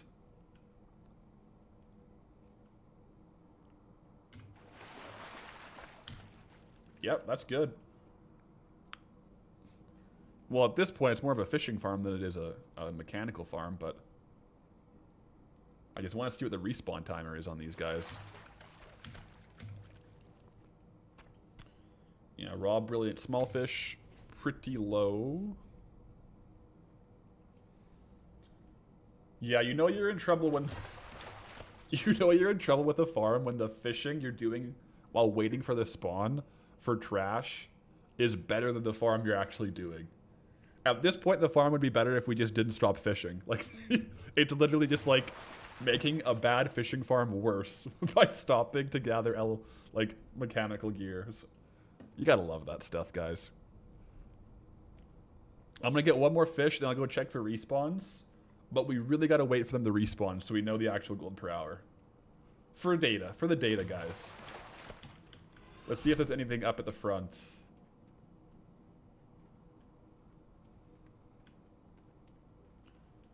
April. Oh, we got some respawns. Okay. Nice. I would... oh, there's just a singular respawn is crazy. There we go. We timed it perfectly. So it's like about a 3-minute respawn on some of these guys on the Proto Striders. So you like kill and then you fish for about 3 minutes, then you kill. Well, maybe fish for more than 3 minutes because there's only like 2 that were up.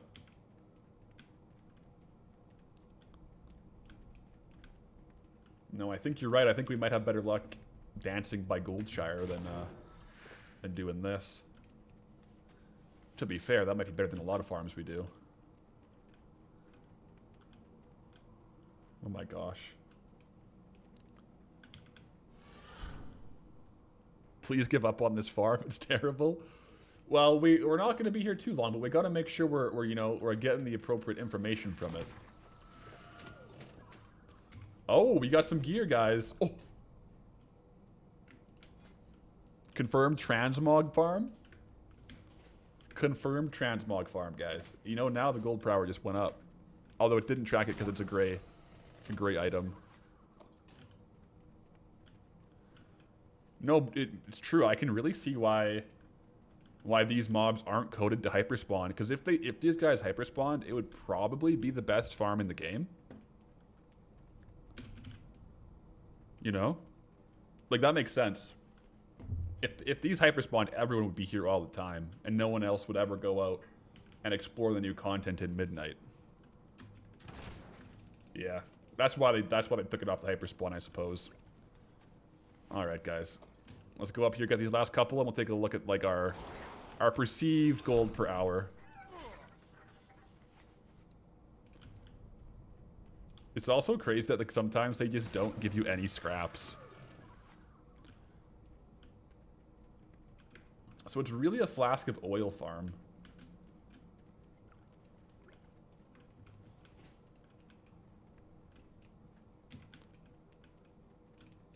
That guy killed one. You heard these drop Papal Fez. Source, trust me, bro. I mean, they very well could. How many total kills are on these Haywire Battle Chickens on Wowhead? Let me stop the timer here. We did 10 minutes. Haywire Battle Chicken. Let me look it up on Wowhead. How many kills total? Because it might not be enough kills to really know if they drop a Paul Fez or not. Maybe it is, though. Haywire Battle Chicken. Total kills on Wowhead.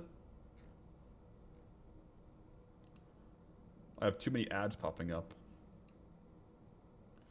Okay, there's been 60,000 kills on these guys logged.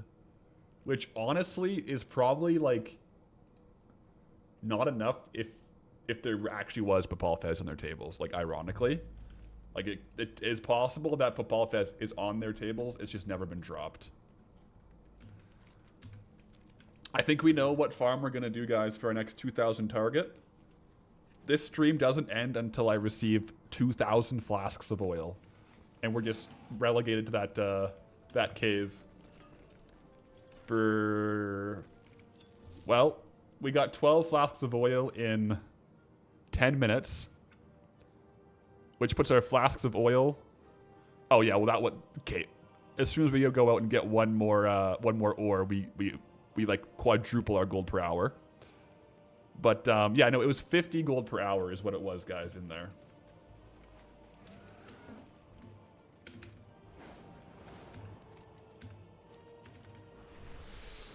$50 gold per hour. I think the Elwyn fishing farm was actually lower gold per hour. I think it was like 20 gold per hour for Elwyn fishing. Also, target acquired Dark Iron treasure chest.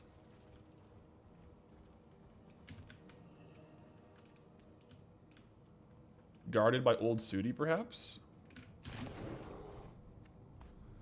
Okay, guys, what do we got here? Oh. Alright. Ooh, not bad. A little bit of item value for sure. Look at that. Low sale rate, but not terrible. You know, those might be good for swamp sorrows or somewhere where you're a little bit worried about getting trench foot if your feet get too wet for too long. So keeps them nice and out to the elements. All right. Before we got a little sidetracked by this engineering farm, I did want to go farm a bunch of the black bears because the black bears have like absolutely mad... Oh, sorry, guy. They have absolutely mad drops on their tables, and I want to get some pretty early on so I can try to sell some of those drops. And they're, I think, around the whole area. Let me see if the black bears come up to this part or not. I think they might. From what I know, the black bears have a pretty big spawn radius. No, these are grizzlies. So where do the black bears spawn up until? Let's see.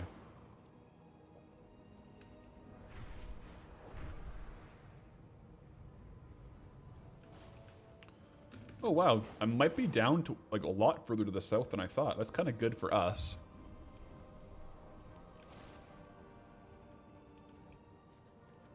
There's also these elementals, the burning invaders. We'll have to test those out at some point, but that point is not right now.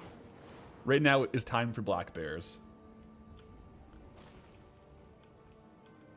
Okay, here's where they start, the black bears here. So, as we can see here, they drop the banishing pauldrons.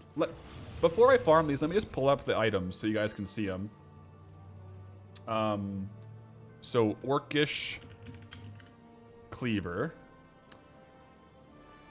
Okay, there's none on the auction house. Let me open it up on like a private TSM panel here.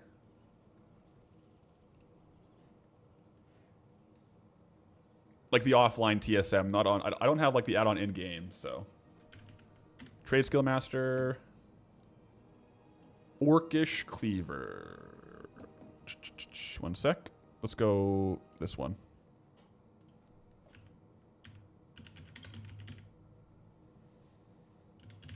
Orcish Cleaver. So this is one of the items. Like a 49k value. Kind of a low sale rate, but decent sale average. The other item are the bashing... Oops. The bashing pauldrons.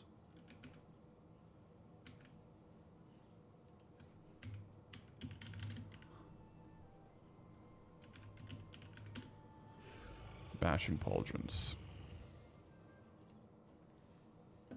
So it's like a 40k value, 0.008, and like a 948 gold sale rate. So, you know, something we could maybe sell a couple of. Maybe not for full market pop, but not bad if we get a couple. So that's what we're going after here, guys. Those two.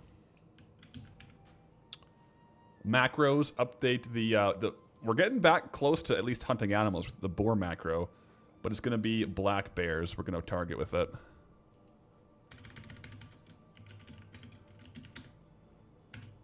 Save. All right, it's working. Bear meat. Oh, our bags are getting pretty full here, actually. Bear meat isn't super valuable. It's like under gold each. I should go check that purple tower back there. That one right there. I might have to hold off on that one. Maybe hold off on that tower. Just for now. Maybe tomorrow I'll take a look at it.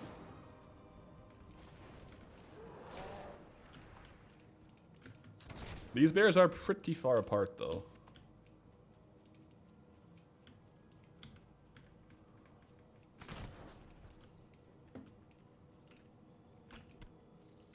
Probably another farm that if I was a druid, the rates would be higher, but I don't necessarily need to like get like crazy high averages on them. I just gotta get a couple of them. A couple of them to sell.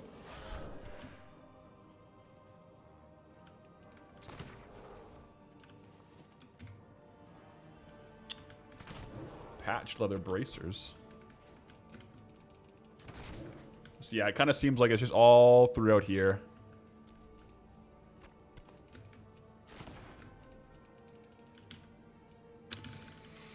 Would it be worth getting skinning for this one?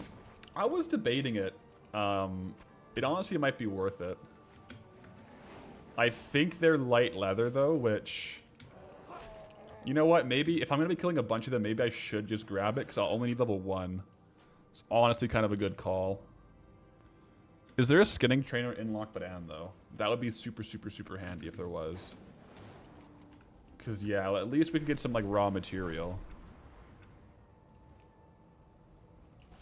I don't know if there's a skinning trainer here.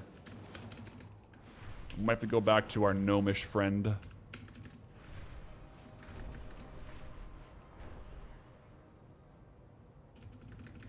And why is the majestic black bear disappeared from Loch Modan?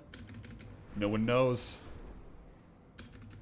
No one knows the true reason for their disappearance, but it's best not to look too deeply into it, is what I've heard.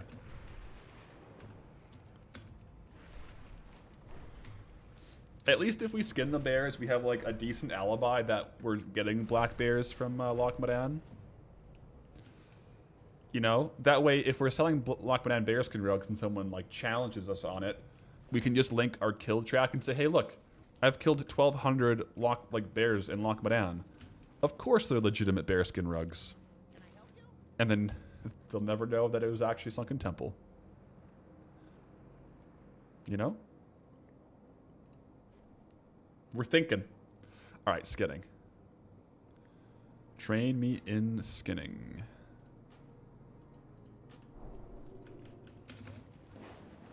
Do I think Loch Modan might end up worse than Red Ridge or Westfall?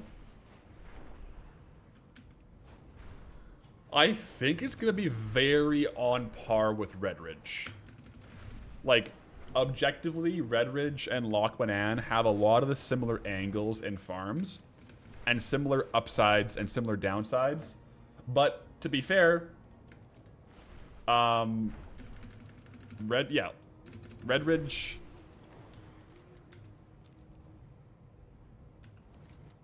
Yeah, they have very similar farms, actually. Whereas Westfall, having dead mines as a dungeon just ends up helping quite a bit.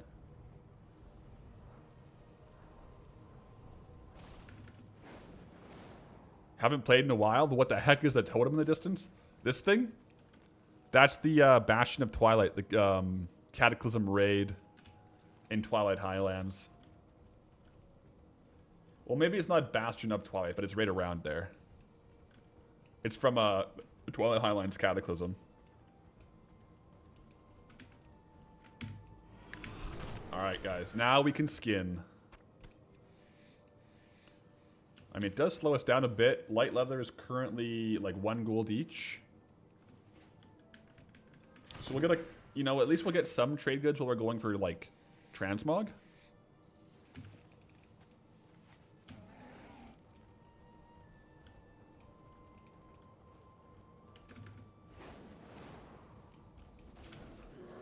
You can really see how if we were a druid, the time between these kills would be a lot slower, or a lot faster, because a lot of them we end up mounting up for.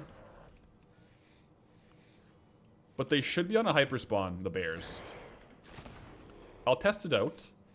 If they're not hyperspawning, it will probably mean that we have to kill all of the spiders as well. Because I think they actually might share a spawn with the spiders, but we'll see how it goes. Just on the bears to start.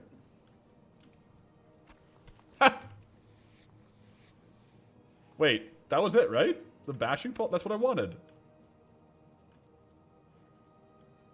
Yeah, that was one of the ones I wanted. Let's go.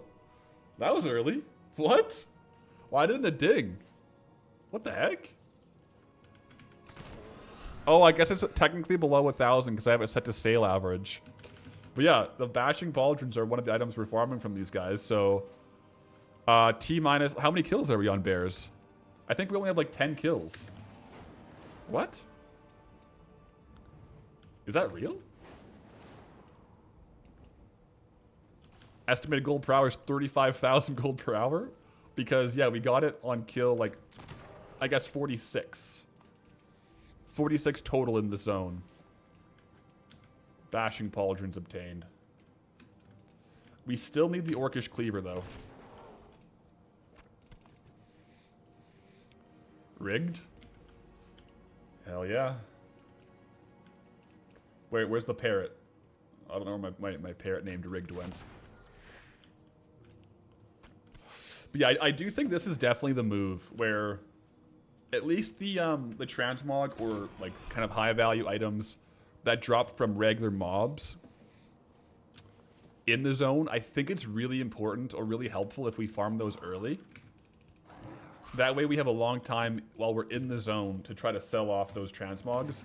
And we can also see which ones move. So if, for example, we get like 1 or 2 of a lot of the items in the zone, and we notice like, hey, the bashing pauldrons don't sell, but something like the Rodentia short sword is selling like crazy, then we can double down and try to farm more of the Rodentia short swords, but we at least have a full inventory while we're doing that.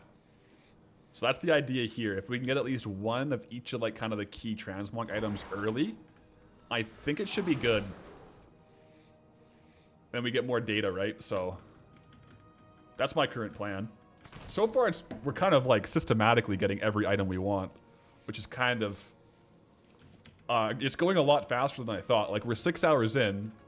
I still need one item from the Mulgarach stronghold actually. I got the items from the mine. I got the items from over here. We got the pauldrons.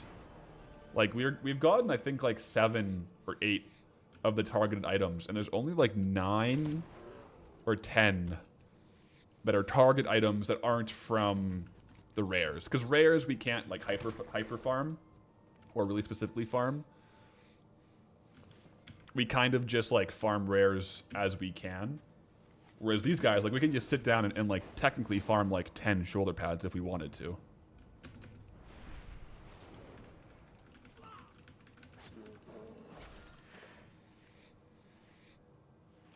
The best thing about the Orcish Cleaver is that it used to drop from the Horde Scout that patrolled the area. The Scout is gone, and somehow now the Bears have the axe. That is a very cool piece of lore, Keys. That's very cool. I'll have to mention that in the video.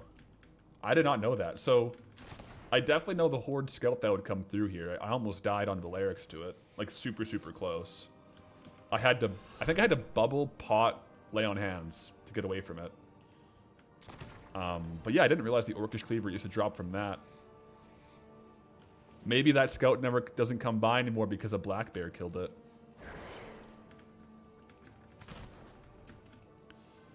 But yeah, that Scout, it patrolled a few zones, right? Like it went Badlands to like Wetlands, didn't it? Maybe even further. Like it was a long patrol.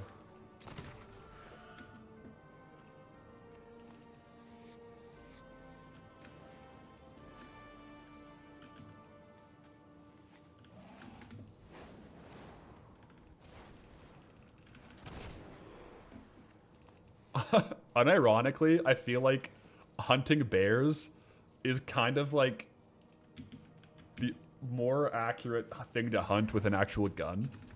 You know what I mean? Like Goldie's just rocking around basically like a sawed-off elephant gun. It kind of makes sense.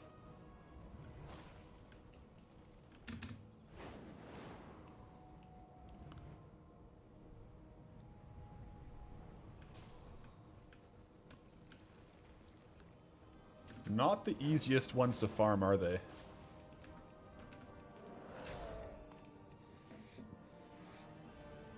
Dazil, happy Friday. Happy Friday indeed. It's been a hype week. It's been a really good week, actually. Also, happy May 1st, everyone. Come on. Guys, we got a second pair of bashing pauldrons already. Are you kidding me? Even at like region sale average, that's like a really good price. A really good rate. Okay, we just need the cleaver. I might quickly vendor off my trash.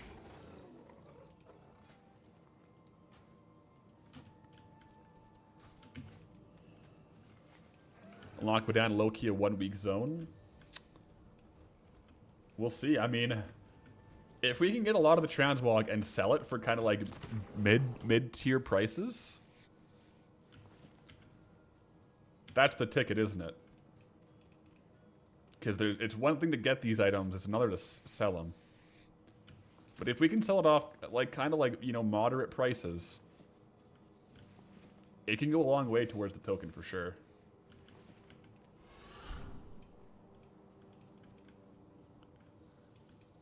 Plus the stealth blade. I mean, we could basically, if we sell stealth blade, we could just spend the rest of our time farming Optimo in the cave down there. We'd be good to go.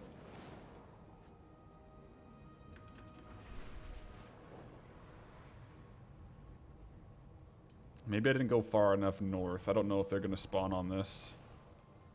I didn't go far enough north for the hyper spawn. BRB, guys. I got to go get that up north. But yeah. It's not wasted luck. We're training it. Oh, yeah. Plus, not to mention, the 18 gold from light leather. That's the real gem of this farm.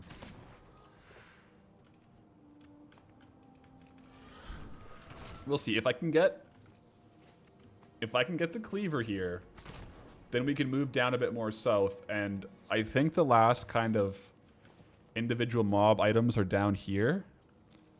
And then we're really farming rares. Like big time. It'll be like rare loops with probably dual gathering rare loops is pretty good for this zone.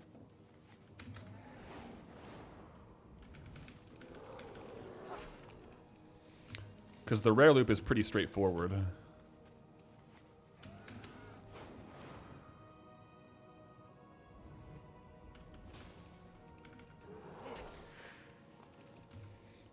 Rotting bear carcass. Excellent. Alright. Southblade won't sell until Moonglade. That would be meta. That would be that massively meta. Either that or we'll sell off a bunch of the Noble Garden mounts and bronze whelplings then. Or Noble Garden, yeah, mounts and pets that we stockpiled.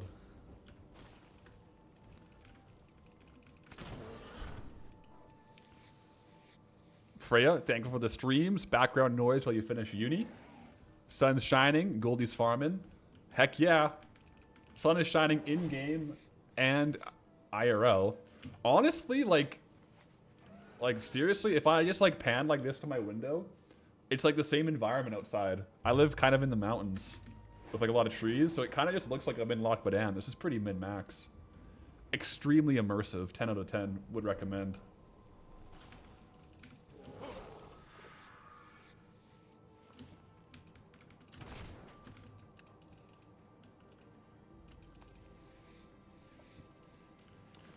Maybe Goldie will go for a cold plunge in the loch. I think we'll go for a cold plunge in the river or something.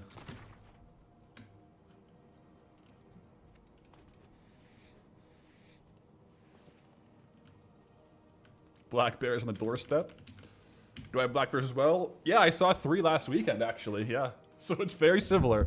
To be fair though, we don't have spiders that are this big. We don't have wild boars either. Not that I've seen. We do have cougars. We do have cougars. What else? I don't think we have tunnel rat vermin. Not that I've seen. We don't have gnolls. Not that I've seen either. No rats in Alberta. Do we have battle chickens? There's quail. We have quail, so we have like basically like wild chickens. There's rams. There's definitely bighorn or like bighorn sheep, rams. So we have that too. And we have grizzlies too. So basically we live in Loch Modan. Fire elementals. You know, there's forest fires, so maybe the fire elementals start that.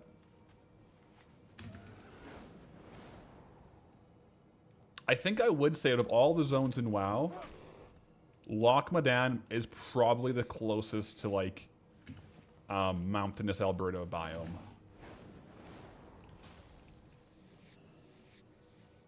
Because like Grizzly Hills is a little too Nordic, a little too like fjord-like. We don't really have that. It's more like mountain lakes and rivers.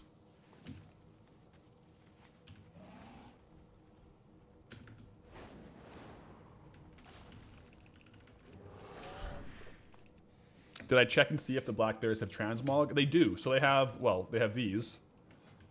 The bashing pauldrons. And they also have the Orcish Cleaver, which, courtesy of Keys on YouTube chat, dropped some pretty awesome knowledge that the Orcish Cleaver used to drop from the Horde Scout that would patrol through Loch Modan. And ever since that was taken out, they put it onto the loot table of these guys. That's pretty cool. So the Orcish Cleaver drops from these guys now.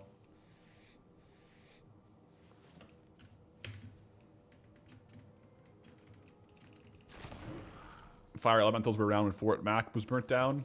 Yeah, well, in like, what was it, last year, year before, Jasper. I don't live like crazy far. Well, I mean, like, I'm obviously in Alberta, so Fort Mac and Jasper are in the mountains. Like, it's all like one mountain range. Although Fort Mac isn't necessarily mountains, it's quite north. But yeah. Yeah, forest fires are crazy.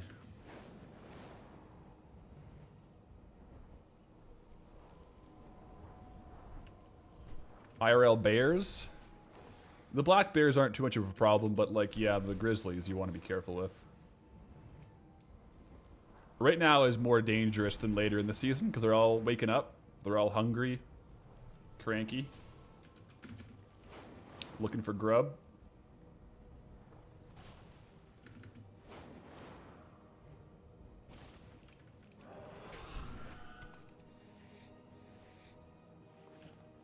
Yeah, I think Jasper was the year before last.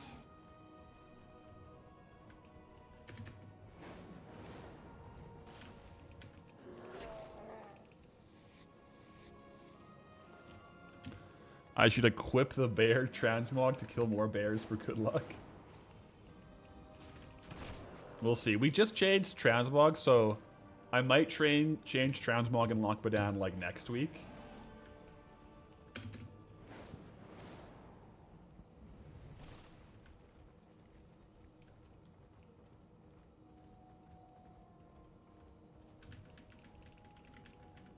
But yeah, like maybe we could fit like a set with like bashing pauldrons. What if we just got like a? It would kind of be funny if we just got a mix mash like hodgepodge set of all the drops here. So we'd have like the bashing pauldrons, the tunnel whelp belt, just all the different drops from Loch Modan equipped.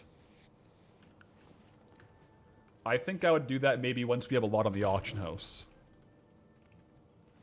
I don't want to do that yet when we only have like one or two of each. Gotta capitalize on the gold. Gold before looking good is what Goldie's all about. Make sure we're not leaving any coins on the table.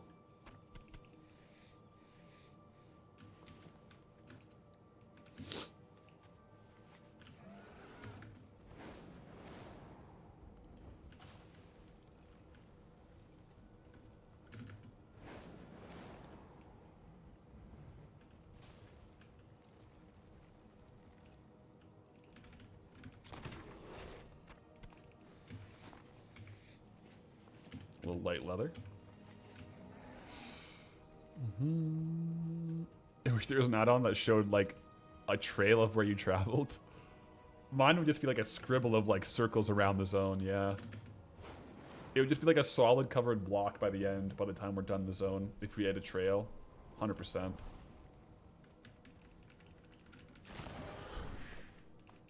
Why aren't we killing Spideys? They might have some trade goods, but I don't think they have any transmog.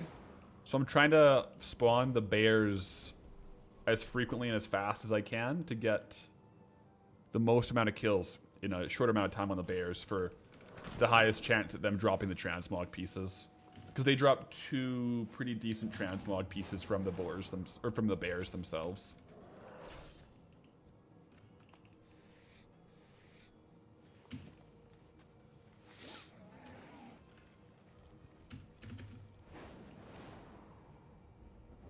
Wait, what with the bears RL? Those the ones we talked about? Thought so? Was trying to get an answer. Wait, which bears are you guys talking about? Black bears or grizzly bears IRL?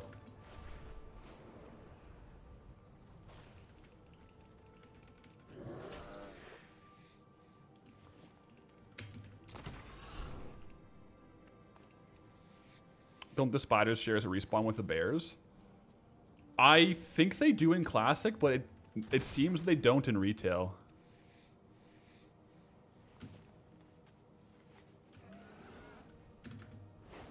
Because I'm going back and forth from the south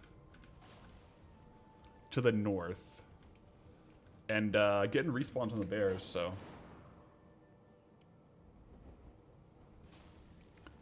You were asking if the bears IRL drop transmog? Oh, I don't know. I haven't killed a bear. So I don't know what their loot tables are. I think probably they definitely have maybe like bearskin rugs around their drop tables. Probably mostly just like trade goods and consumables they would drop. I think it might be rare for transmog. Maybe if they like ate something. I don't know. Yeah, definitely some grays.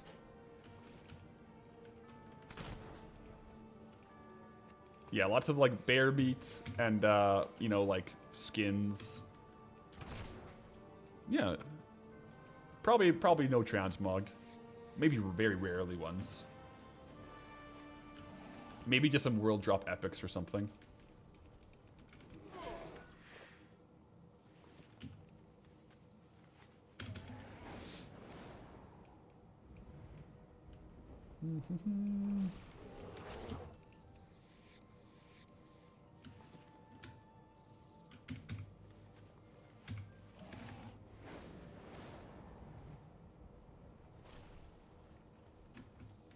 What if they have Fez?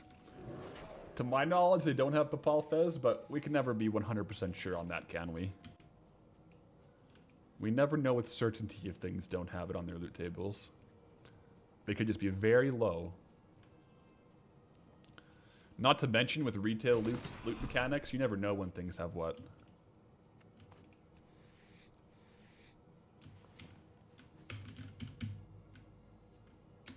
Yeah, I haven't had that. I guess we had one chest today. I am tracking treasure, but we have just had the one.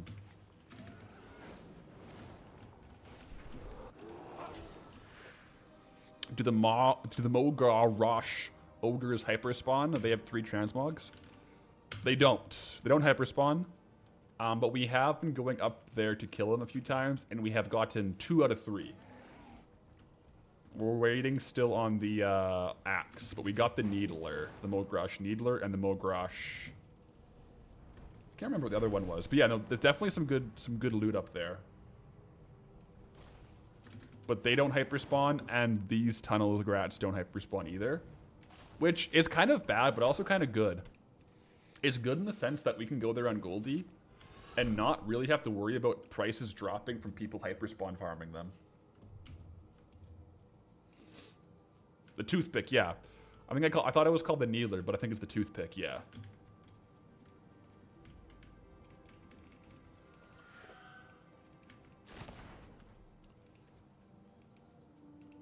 If I was on a walk with Stella and had a close encounter with a bear, would she defend me from the bear or hide behind me? She would probably, unfortunately, run up to the bear and get one shot.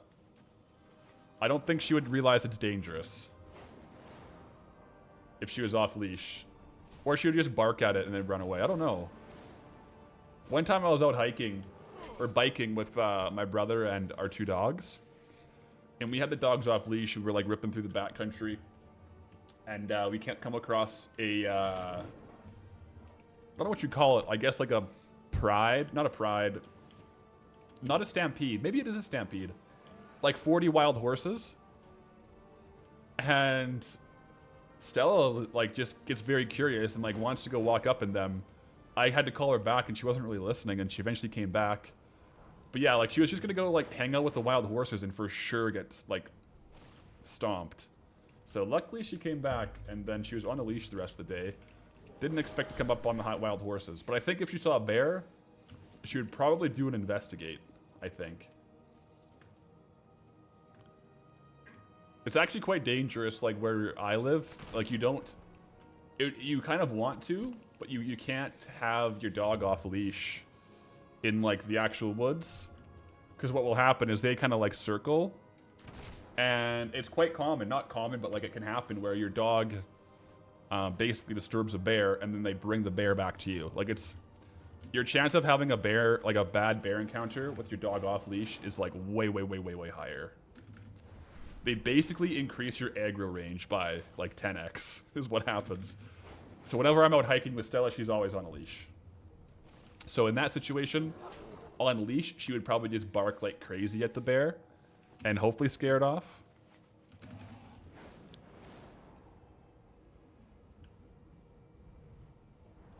But yeah.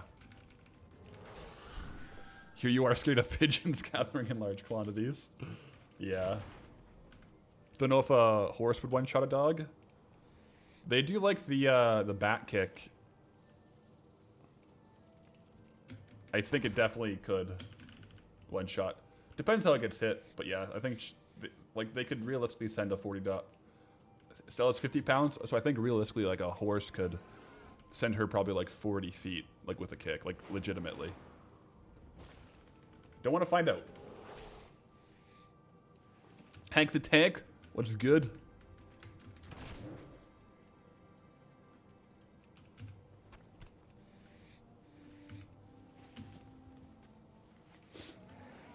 What might I think to defend myself from a bear? Could I 1v1 a bear? Yeah, like if I'm hiking, I'll always have bear spray and like stuff like that, but it's not like guarantee. I would not want to have a 1v1 encounter with a bear.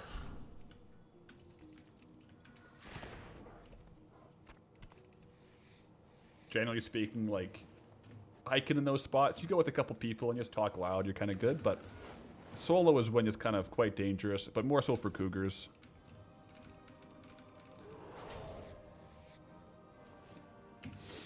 Could I lift a bear with my 3 main lifts combined? What is the average weight of a full-grown... Black bears would be smaller, so let's go with black bear. I could lift a black bear with 1 lift. A full-grown black bear, adults will be 500 to 600 pounds. Yeah, I could just lift that with 1 lift. How about grizzly?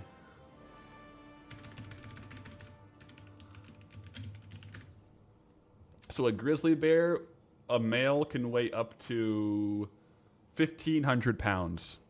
So a grizzly is a bit of a bigger story. This is why they're a lot more dangerous.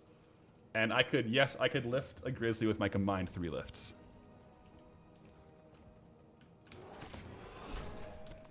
Yeah, black bears are considerably smaller, fully grown males, than grizzlies.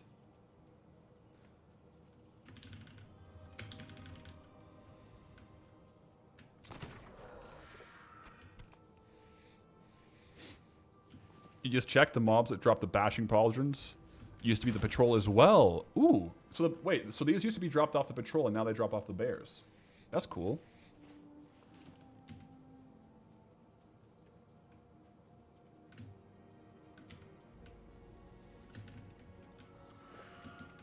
Yeah, I like that. Very cool aspect of the lore. Keeping the drops in the zone on different mobs. That's pretty cool. That's pretty neat.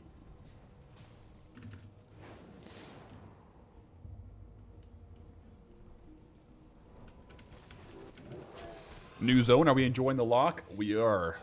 It's an interesting zone. Interesting angle for your transmog and consistent farms. But it's been fun so far. We haven't spent too much time in it, as you can see. We're like 6.5 hours total played time in the Loch of the Modans.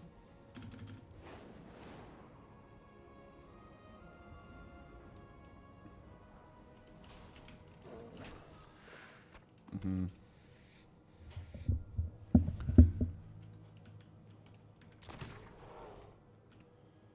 We're 140 kills in on bears so far and no cleaver.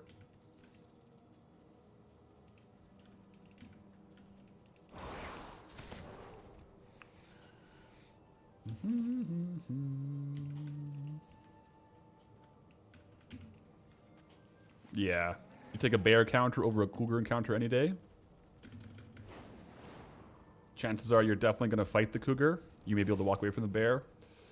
Yeah, it's like, the thing is, with a cougar encounter, most of the times, probably like 95% of the times that people have cougar encounters, you don't know about it because they see you and you don't see it, and it just doesn't do anything.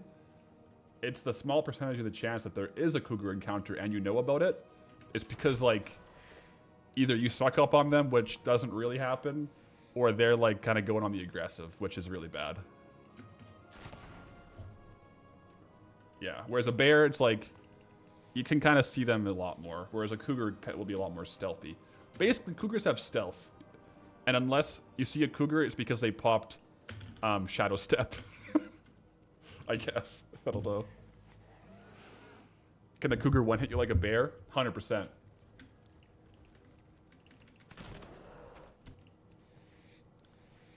Yeah, cougars will like jump from a tree like straight to the jugular, like and just one-shot you. It's like, yeah, no good. You had a cougar encounter at a bar once, managed to walk away from that one. That's true.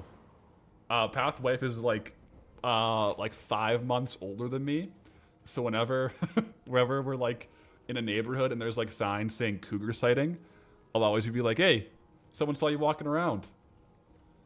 She doesn't really like those jokes, but they're pretty funny, I think.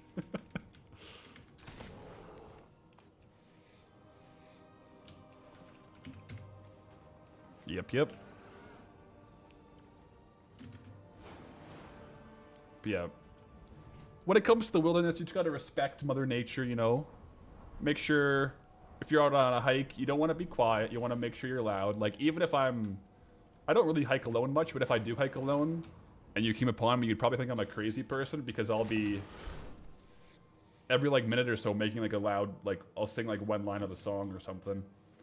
Just so that the wildlife knows you're there, because as long as they know you're there, generally speaking, they're gonna get out of your way.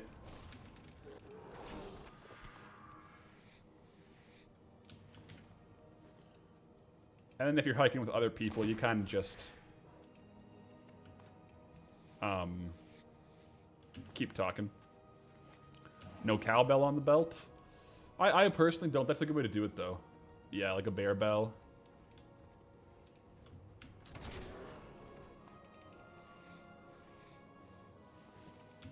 You used to sing and walk on your way. Sing on your walk home until you realized it wasn't an empty field, but a golf course next to you. They're probably like, ugh, the 4 o'clock singer is back. That's funny. Yeah.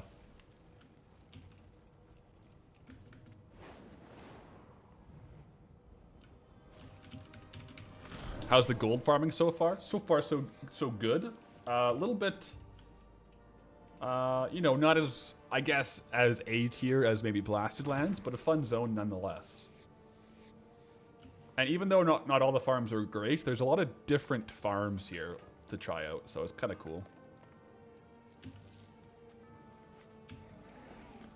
Slow and steady, also getting some XP.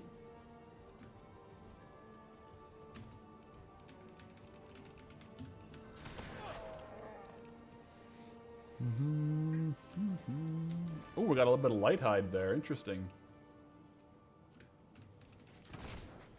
I think for the most part, we get light leather, but sometimes like a double up of light leather. Doubling the price. But light leather itself is only worth like 1 gold, so 2 of it is only worth 2. Pathwife has not ever, not even once tried WoW. But she is actually she's a multi-rank 1. Multi-class rank 1, glad, since season 2. Nah. She's, she doesn't really like, Thank you for 3 awesome months of teaching me better ways to gold farm to support my crippling WoW habit. You're very welcome, Cathandrian.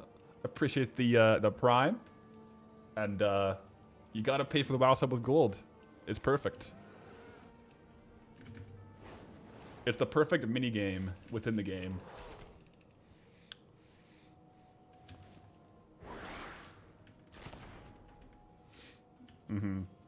No, Pathwife, she likes,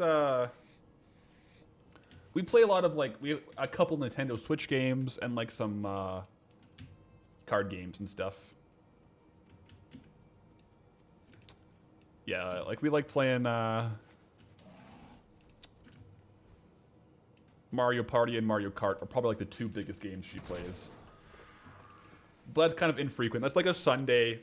Sometimes we like a Sunday fun day in the morning, and we'll make like espresso, and like we'll bake cookies, and then we'll play Nintendo. It's pretty min-max, guys. It's either espresso and cookies or espresso and waffles, and that's like a Sunday fun day morning. And then we play like Mario Party while we eat that, and then we'll like go to the gym. Legendary. That's like the perfect like Sunday weekend in. Or we cook the cookies like Saturday night and then eat them Sunday morning.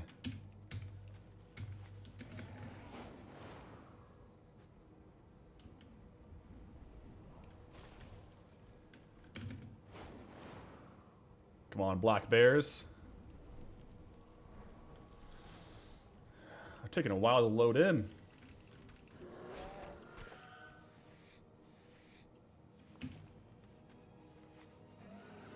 Could you technically use WoW Gold to buy Diablo? You for sure could, right?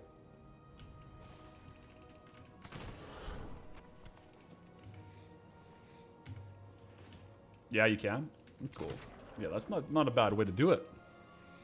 You just did last night. Confirmed you can then.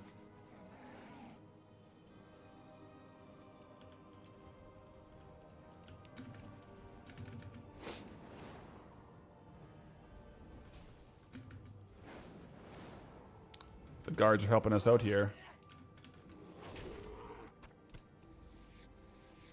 Cookies for breakfast? Yeah, kind of like a Sunday fun day thing. Not a regular thing for sure.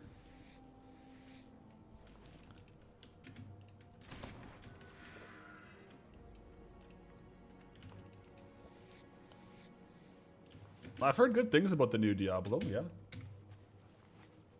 It almost got us into a real sticky situation on Monday, though, with the WoW token price.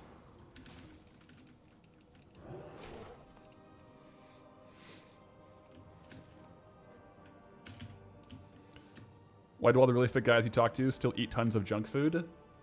I don't know. I mean, like, for me, like, what I do is I track all the things I eat in a day. So I target a certain amount of, like, carbs, fats, and proteins and calories. So, like, for example, on days I have, like, the cookies in the morning, my lunch is probably going to be predominantly protein. So you kind of, like, shift things around in the day. So at the end of the day, it's the same amount of calories and macros. So it's, like, kind of flexible dieting that way where, you know, in moderation, you can fit a lot of stuff into the diet for sure. Plus, then if you have it every now and then, it's not like you feel super deprived. I feel like if I never had cookies, like I'm never gonna eat cookies again.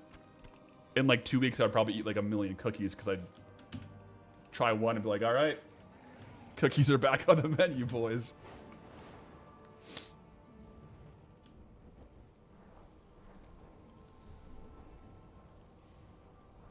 Come on, Blair. Where the bears at?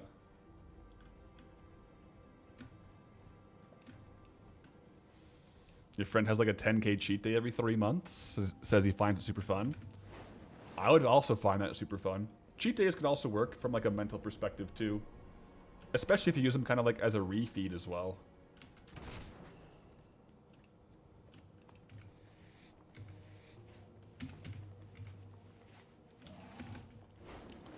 I would really like to get the cleaver here, but we're not getting that yet.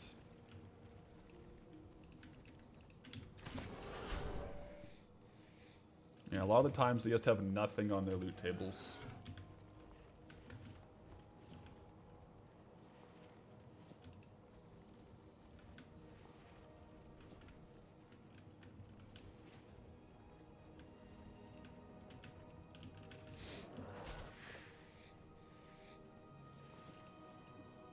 Diablo 3 Real Market Auction House was canceled for the game. I think that's what got me into the game, the real money auction house.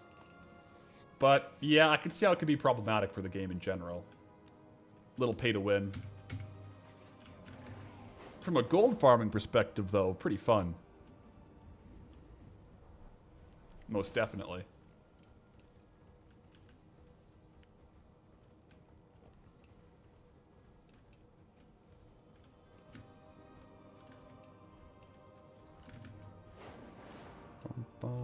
Any bears down here? How long have we been killing bears? 38 minutes, and we have 99 light leather.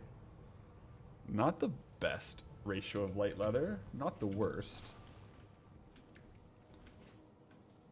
Well, it actually might be the worst. It's pretty far between all the kills.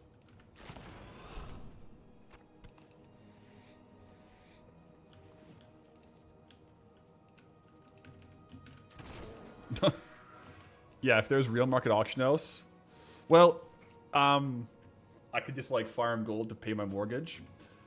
That said, though, there's one RuneScape streamer who is using like the sale price of RuneScape gold on like the black market and farming gold in game to pay for like quote unquote, like not actually like selling gold, but to pay for like his food and rent, like trying to live like a Venezuelan gold farmer. Oda? No, it's EVscape is doing that one. He was going for like, he did like a full month or like a week and then he did like a full month. Yeah. So that's kind of a funny little series there. I haven't seen how it ended. I think he did a month, but I don't know if he got enough gold to pay rent. Because it's a lot. You need to earn a lot of gold to pay rent.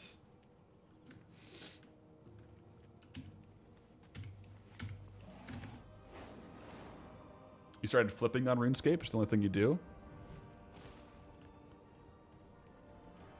In Venezuela, rent is like 10x less, if not more. Yeah, but he's using his expenses, and he lives in Australia. So, yeah. That's a big expense. Although his rent seemed pretty freaking cheap. I think he said his rent was like $450 a month, and I was like, bro. Maybe the Australian dollar to Canadian dollar conversion is wild, but $450 for rent is like, what? I don't know, man. Man, when I was renting, it was like $2,800 a month. Crazy prices nowadays.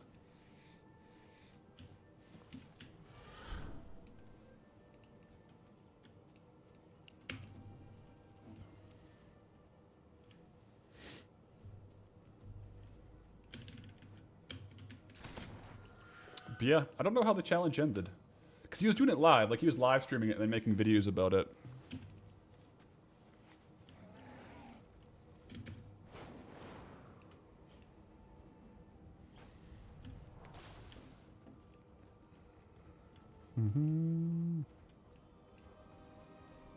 You think you watched it and he couldn't afford food? Because, yeah, I think he was, like, just buying, like, literally just rice and beans. Like, he got a big item. He was like, I could buy a can of beans now, guys. It's actually a hilarious concept. These... Big drop. All right, let's go buy some beans, guys. We're eating good tonight. Like, that's hilarious. Same concept could for sure work in WoW. The question would be, would you tie it to like the black market price, which apparently is like so cheap? I would probably just tie it to the token price and say like, let's pretend that like the BattleNet currency is real dollars. So like, for example, to get like $10 a day for food would be like 0.45 of a WoW token, which is only like 125k, which is like definitely doable. Rent would be hard though. Even if you put rent at like a flat rate, like lower than what you're actually paying, like maybe like 1,200. 1,200 over a month would be a lot of gold.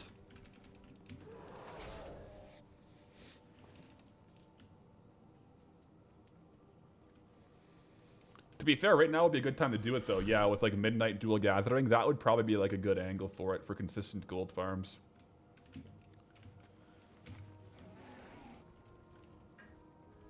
RuneScape is kind of interesting though, because it has like a lot of varied money makers.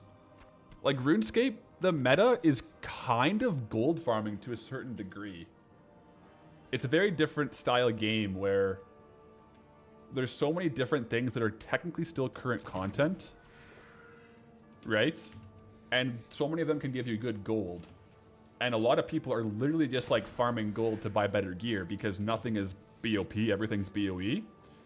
So if you farm enough gold, you can pretty much get like this gear in RuneScape. So gold farming is kind of how like a lot of people end up playing RuneScape because you're getting gold and XP.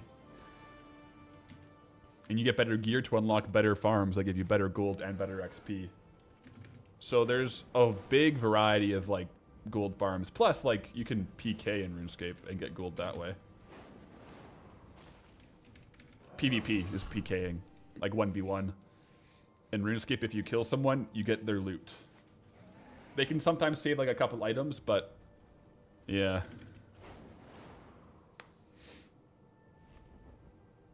You can be pretty profitable if you're good at PvP.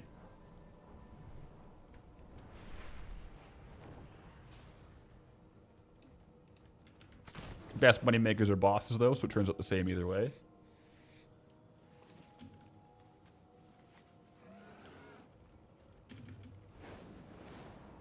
Yeah. But there's a variety though. Like you could, yeah, like a lot of it will be like the best gold per hour will be like high level bossing, probably.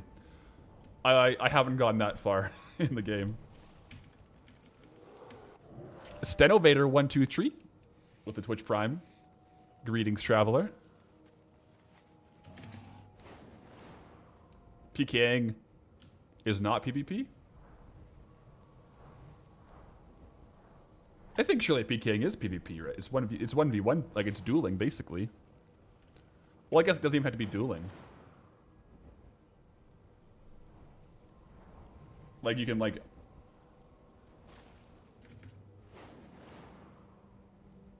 I guess it's more similar to ganking, but I guess ganking is PvP.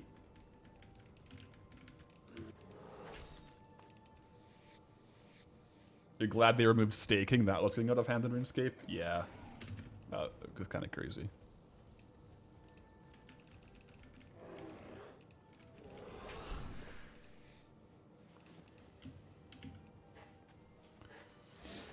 To do 1,200 in rent, you need 21k an hour for 30 days with 0 sleep? Ooh, yeah, that'd be hard.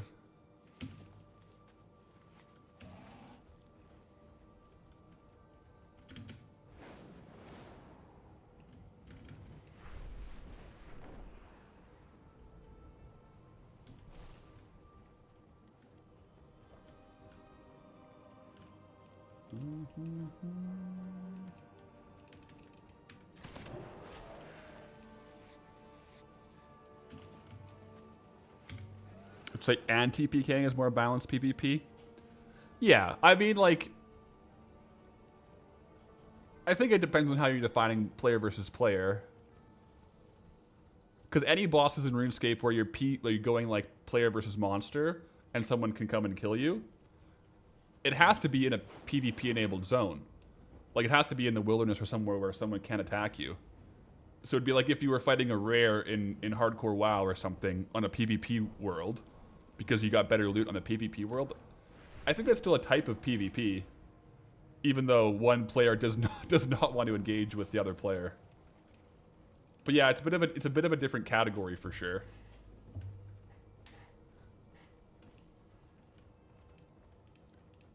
But it has to be in a player versus playered atmosphere. Whereas like in a world first raid, you're not gonna have, well, depends what kind of raiding you're doing. You might have Horde guarding the entrance, but yeah. Yeah, I guess it's similar to doing world quests for the increased bonus. For the 10%, the 15% XP buff. Sometimes it's 25% increased XP for doing world quests with war mode on. I'm 100% taking that all day. And then you get killed. That's that. I guess that's like the most similar to the wilderness.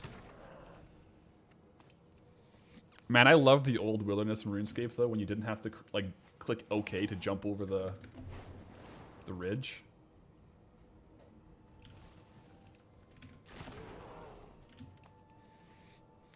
It is interesting though when you look at different MMOs, how they deal with these different mechanics, like PvP and stuff. I'll help this guy out with a kill.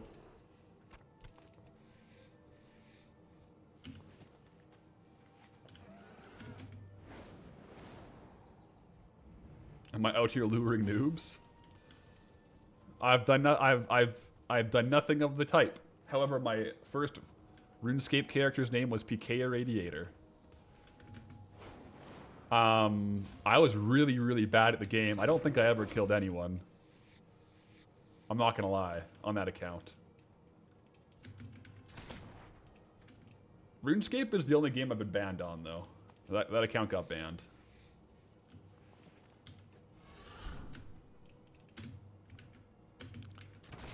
Yeah.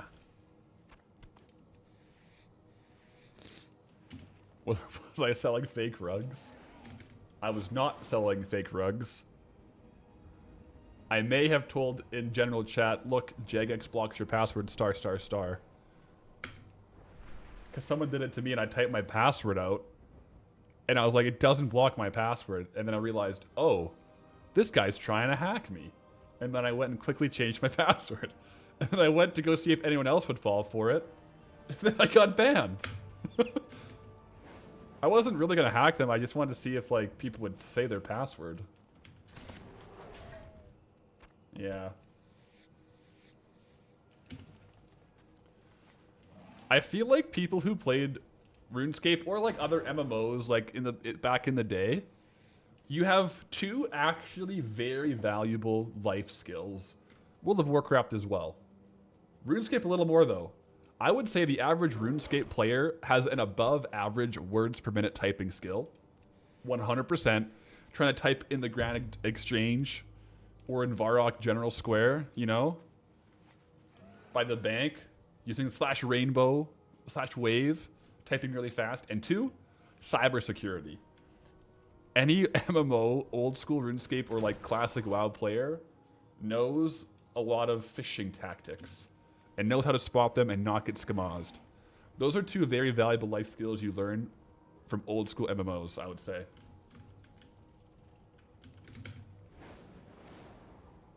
%. Selling lobbies, 250 GE each. You know, you gotta type fast.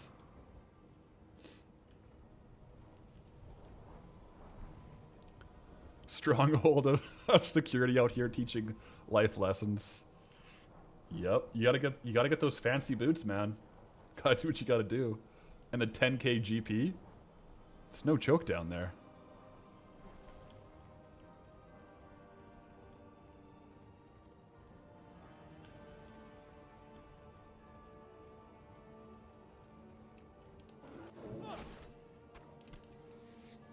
In D2, there's a /do not disturb command, and it would do a similar thing, telling people to put their user login into their D&D command for whatever reason. Yeah. I almost got... Okay, this is actually crazy. I just remembered this. I almost got scammed IRL on RuneScape because a guy in my school, like playing RuneScape, you gotta understand, I was in like grade 5, 6 at this time. And playing RuneScape was super cool, all right? And there's one guy who was known on the playground for having like 99 in a few skills.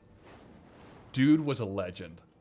And I was talking to him one day, and I'm like, man, how do you get so much gold? And he tells me this. He's like, hey, man, it's easy.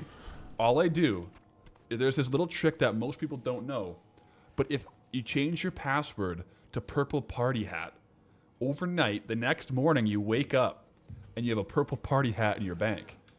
And I'm like, bro, no way. Okay, I got you. I tried it that night, and then he hacked my account because I changed my password to purple party hat. And then he just, yeah, stole all my gold. So you can't trust these cool cats out on the playground. It's like IRL cyberbullying. I think he gave it back. Like I think he did it as a joke, but didn't really feel that great.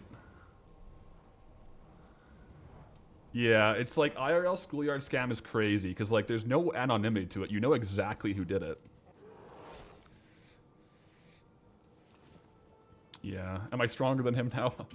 I don't know. I moved away. I don't know what he's up to. Actually, guys, I gotta come clean. It was Chug Life. No, I'm just kidding. It wasn't Chug Life. That would be an epic story, though. But yeah, no, the old schoolyard hustle. Yeah.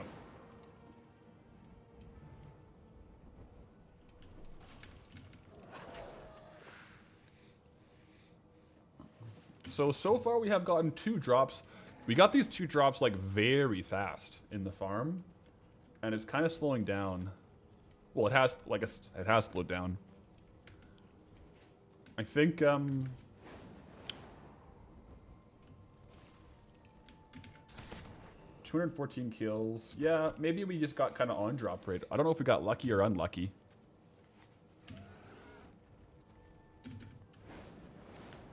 That's how I turned into weightlifting. I didn't actually start lifting weights for maybe like 5 years after that. I eventually swapped from RuneScape to World of Warcraft though, as my main game.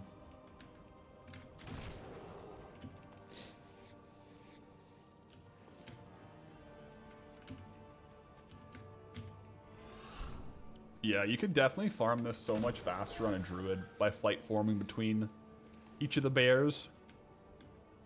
It's kind of like a similar vibe to the Warbear leather, but instead of Warbear leather, there's some chance at Transmog.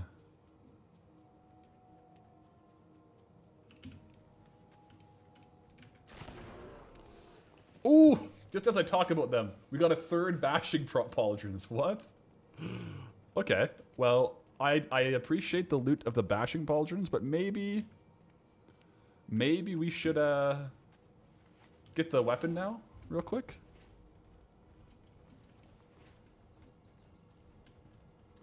You feel like it's pretty rare to go from RuneScape to OSRS? Oh, sorry, to go from OSRS to WoW. I think it was a lot more common because the timeline that I did it, like back in the day, I started on RuneScape and I kind of stopped RuneScape when they added a whole bunch of changes. It was kind of when RuneScape started going a bit more away from the ethos of it. That was when the trade restrictions came in, the new wildy, and then they kind of went down the RS3 path, like over time.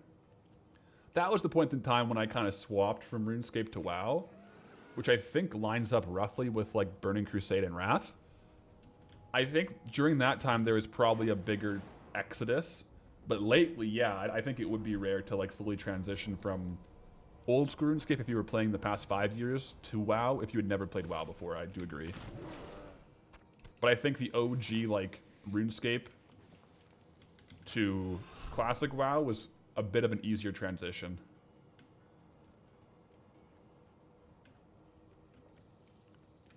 I think a lot of like WoW players like dabbled lightly in RuneScape.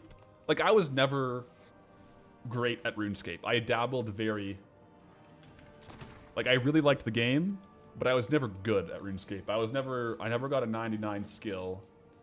And then I found WoW and I liked the vibe a little bit more. But I do love the RuneScape grinds, guys. I don't know.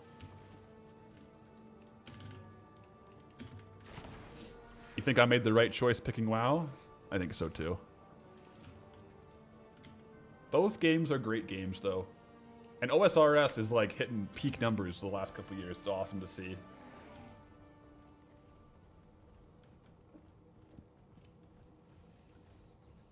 WoW is easier for kids than OSRS? Yeah.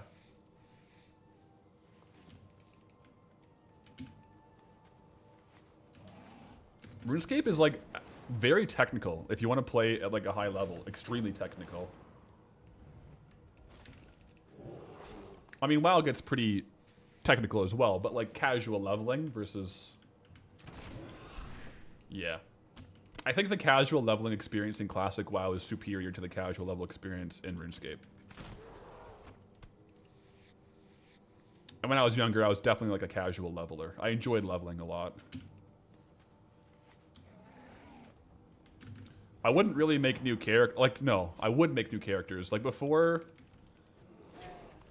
Like, during Wrath, I never really raided that much or did that much endgame. I think I leveled up like 5 or 6 characters to 80 in Wrath. I just loved the whole leveling process. Like, that's the part of the game for WoW that I fell in love with originally.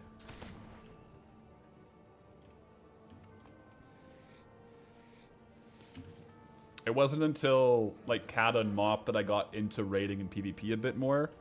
And then a bit more gold farming as well. My exposure to gold farming in Wrath was just to get my Cold Weather flying and, like, the epic flying. I farmed, like, a bunch of skinning farms in Borean Tundra and stuff like that. And in Storm Peaks, the Wolf Cave, going for Arctic Fur. That was, like, my first gold farm, but I just did it to get my mount. I didn't really do much beyond that. In Kata, though, and Wrath and Mop, I got really into gold farming. That was when the Gold Goblin arc began.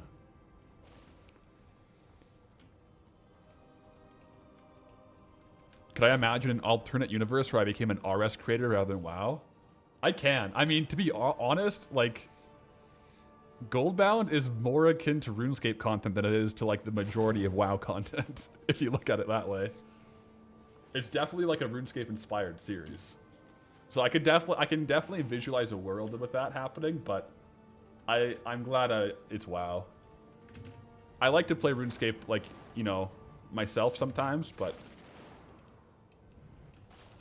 for full-time content creation, I would prefer World of Warcraft. I think we're probably at an hour now. Nope. Maybe 1 or 2 more kills. Any drops? Can I find one more real quick? I don't think I can. No, I can. Got it. Time. Okay, so 1 hour. We got, interestingly enough, we got 3 bashing pauldrons, which is a nice one to get for sure. We could honestly use this down the road if we get barons in a set towards the barons. This drops off the orc guy, so it is definitely an orc inspired item. That being said, I do want to try to sell these on, like, in Loch Modan to get the gold from it. We did not get the weapon yet, so we'll have to keep farming here. For leather, though, we also got a couple light. Yeah, here we go. So we got 100, it's pretty bad. 122 gold of light leather, 24 gold. So 146 gold plus 80. So basically 220 gold from leather. Honestly, like, the downtime you spend skinning, it might not be worth it. You might just be better off, like, trying to go to the next mob and getting more kills and getting more transmog. But we do now have level 203 classic skinning.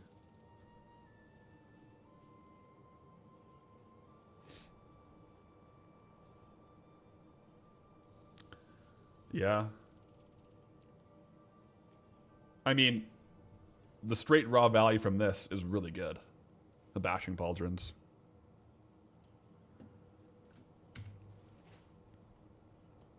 Yeah.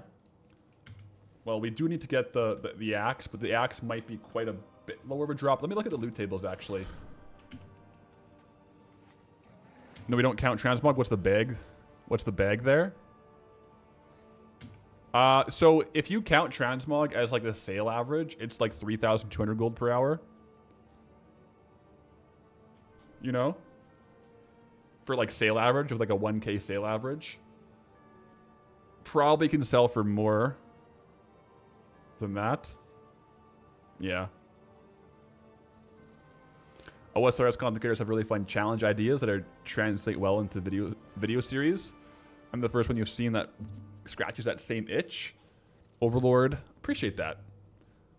I think, like, yeah, like, top of my head, some of the other, like, WoW content creators with, like, similar vibes might be guys like Fishlocked, Nabble with Zone Locked. Chef Locked. If you search World of Warcraft Locked, although now you might find a lot of Race Locked. Race Locked is cool, but it's not the same challenge series vibe as RuneScape content. It's more of like a modified leveling version of WoW. Kind of similar, but it's more of like the traditional WoW challenge side of things, in my opinion. Which is very fun for leveling. Very fun for leveling.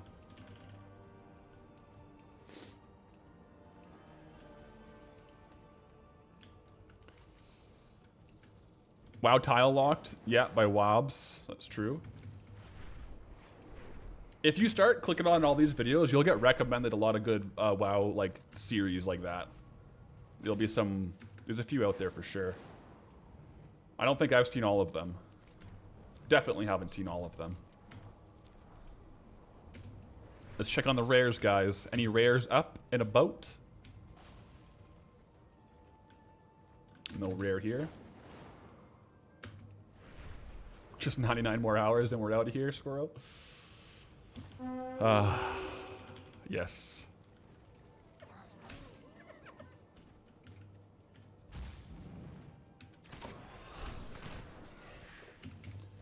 We're gonna have to like clean up the bags pretty soon too. We're getting pretty full on bag space.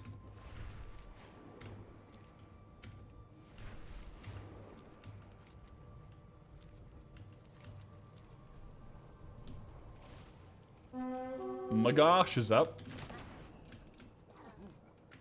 The Nomad. Ooh, kind of like a cool little leg piece there. Noted.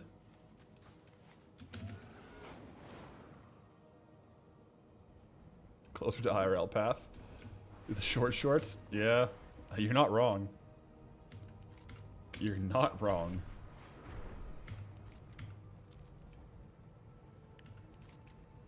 Is the white fin a Murloc up? I don't see him.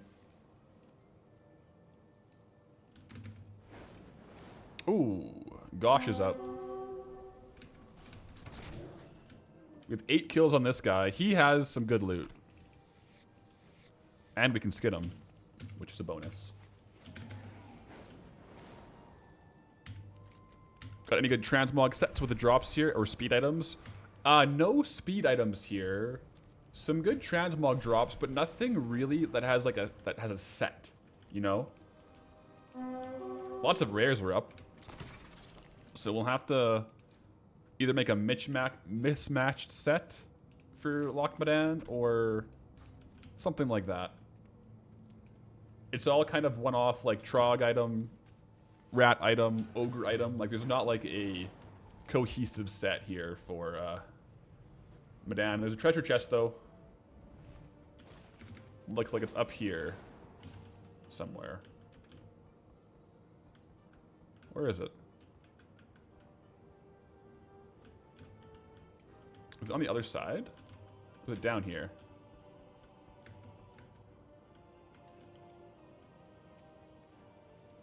It says it's up.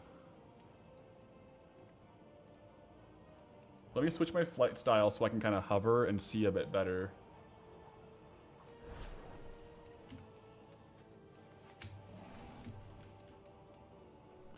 It must be on this side. Yeah, it's on this side. That was a little confusing. It is a silver-bound treasure chest. Let's see what it has. Ceremonial leather belt. That's not bad at all.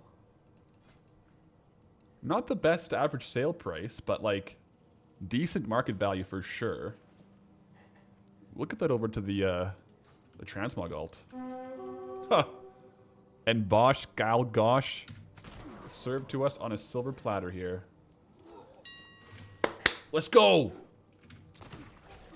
I think that's one of the ones we wanted from him, the support girdle. It's a couple belts.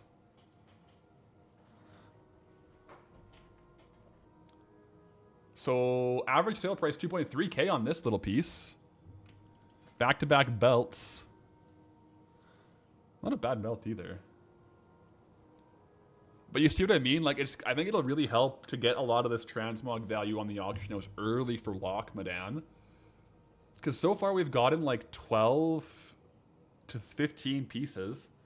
If we start selling a couple of those off, because I'm trying to do like pretty consistent undercut scans for the new Loch Modan stuff, it could move the needle quite a bit. So, all the good stuff to add into the locker.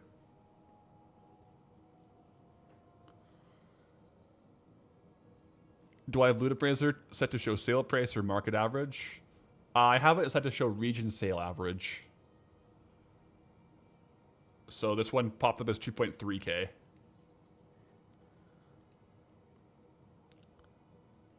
I feel like that is like the most, especially for how we sell stuff sometimes, a little realistic for us for value. Versus like, otherwise it would say like 32K.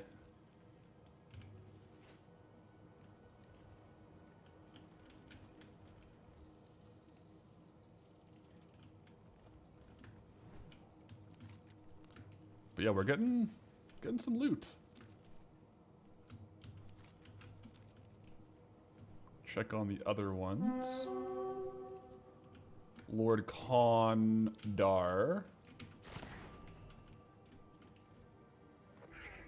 Yeah, small egg, not bad. I think it's a 3-episode zone. One of the saving things too is like this coming weekend, right? Is for sure a Traveler episode, regardless, right? So we'll have 2 weeks of progress before the next Goldbound, and we'll see where we get to.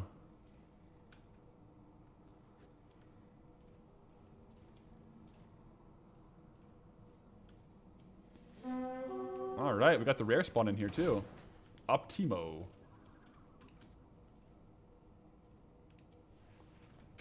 Inventory is full.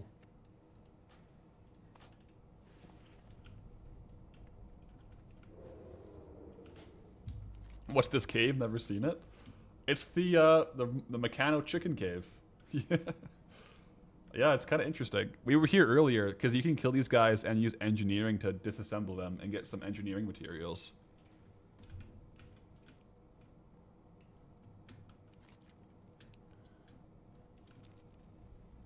Have I thought about lowering the price of some older transmog items to help you out of lock sooner? I try to sell older stuff kind of at market and then lock stuff at kind of more so fire sale stuff when I'm in the zone. But we'll see. I can always go through the backlogs.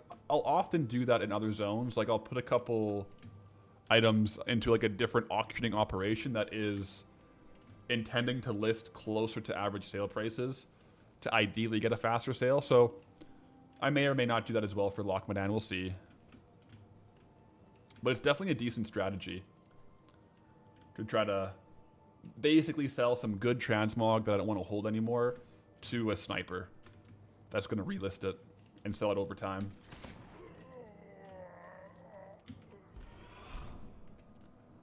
See if the boss here is up.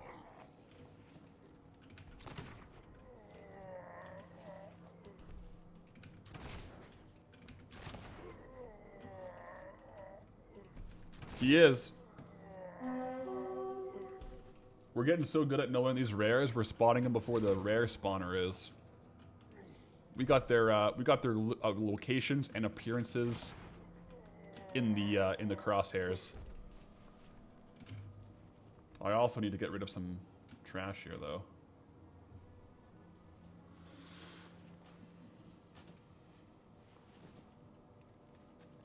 Sell trash to the pet here.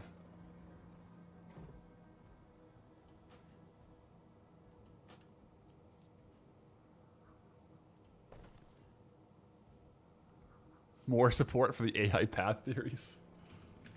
We're basically a rare scanner.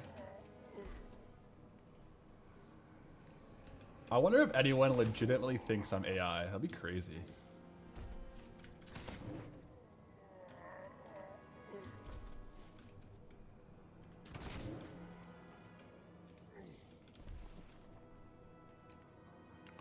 Oh, we got four of the whelps.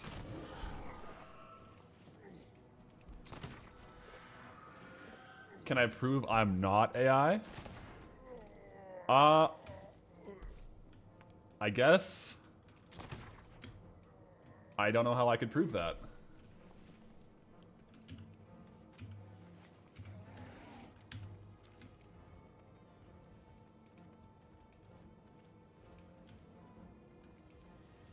Hold up your hand in front of your face. There's no reason to do that. Is this good enough for you? That's good, right? There's no reason I should have to hold up. Like, that's probably good. Like, hold up your hand in front of your face. That's right. That's good. That's enough. If you're not familiar with that, the idea is with, like, deep fake.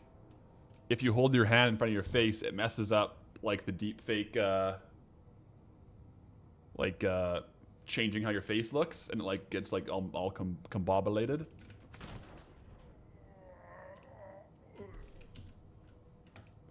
Honestly, guys, I'm surprised Boo hasn't been knocking on the door yet today.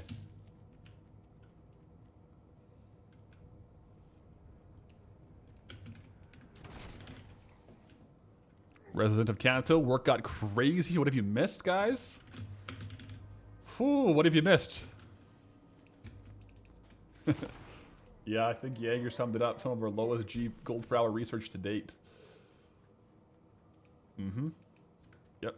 Some low gold per hour farms have been uncovered.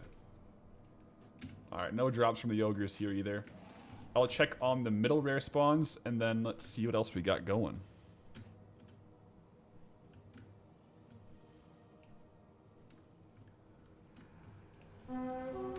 Oh, yeah, I have bag space now. Perfect.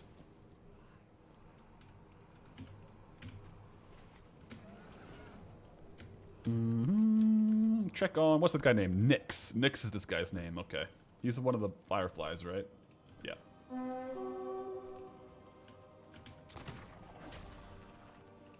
Do I ever just log on before bed and do a rare lap? I haven't in Loch Modan. I did a lot in Blasted Lands. I was like, when I was editing, I would just log in every like half an hour and do a loop. See if there's any rares up.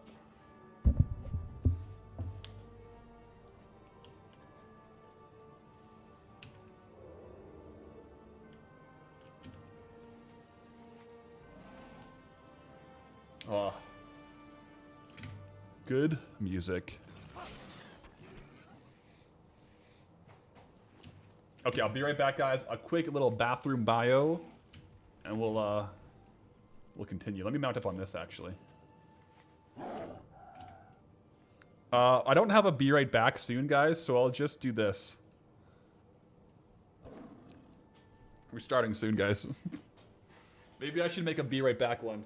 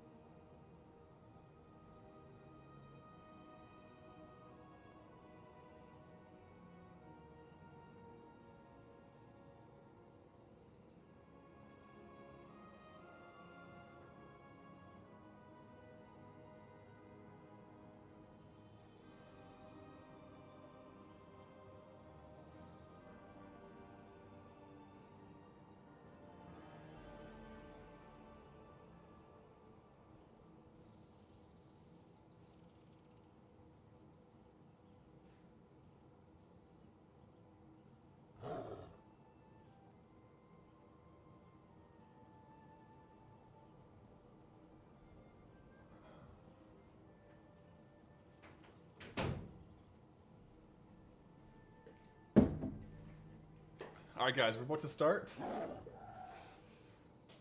Starting fresh. Here we are. Greetings, travelers. Welcome back to Goldbound. Looks like a great day. Looks like a great day to farm some gold. What should we get up to today, guys? Farm some gold? Check some rare spawns? Alright. ZG when? We actually did ZG first thing, like first 10 minutes. So we're locked and dialed on that. No mount, though. No mount, unfortunately. Grizzlack.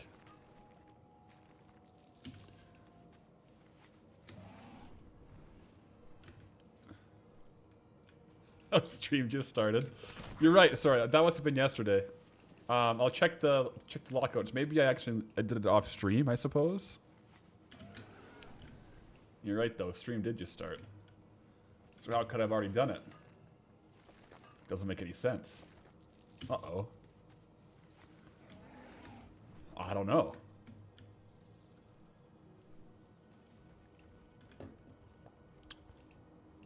This is the faux bear rugs all over again. We better be slanging. You know what? I should start. You know what? What if people would hate me for it?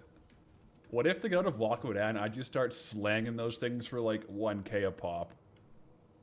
Just absolutely destroy the market on it and have everyone have to buy it out to reset. I could definitely do that.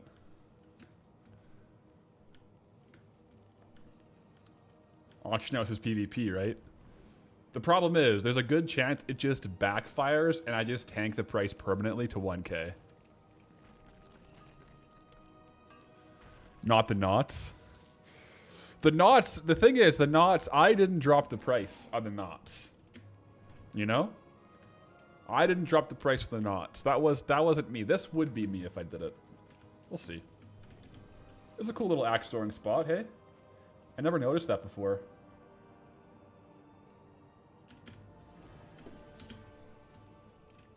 If we do that, we just need 250 of them. That's true. What's the WoW token at? Lately, it's been hovering... Oh, 255. Yeah, it's kind of up a little bit. What I will say is I better make sure I'm the lowest priced, undercutting a lot on the Loch Modan bearskin rugs. We better sell a lot of Loch Modan bearskin rugs while we're in Loch Modan. It only makes sense.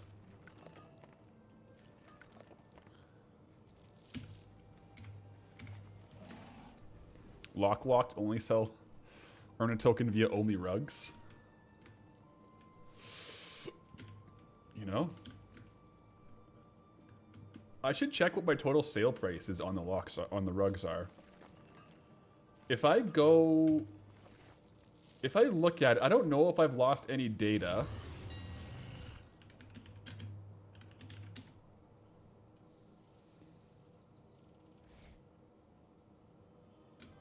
It says I've only sold 4. I've definitely sold more than 4. So I have some missing data here. For sure. I have 3 left over. I have 11 left over still. I have a lot of locks of bearskin rugs in the inventory, it looks like. So I could try to sell some for like closer to the region average daily sold. Definitely could try to go a little closer, but at least make sure I'm like lowest on the auction house. I think we have like a fair amount of both sconces and rugs in stock. So I don't need lumber just yet.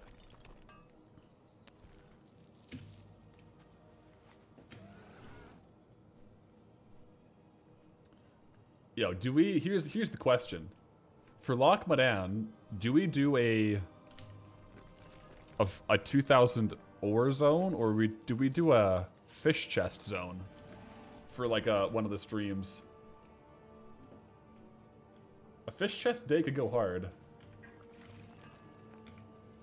Ooh, especially if it's next week when the Dark Moon Fair is open. so we can use our Dark Moon fishing cap to boost the gold per hour. I don't know.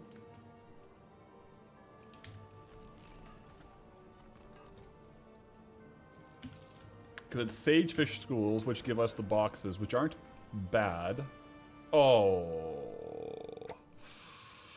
I forgot I have skinning, not herbalism right now. Kind of wish I had herbalism right now. But I don't necessarily want to unlearn skinning. I just got it to 200.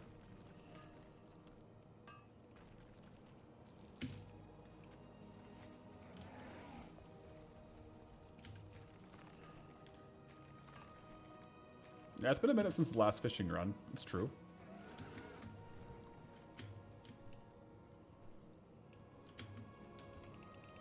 I should definitely get a kill on a couple of these other animals just to see what kind of skins they have. I'm assuming it's all leather, but you gotta double check. Like light leather, probably. Yeah.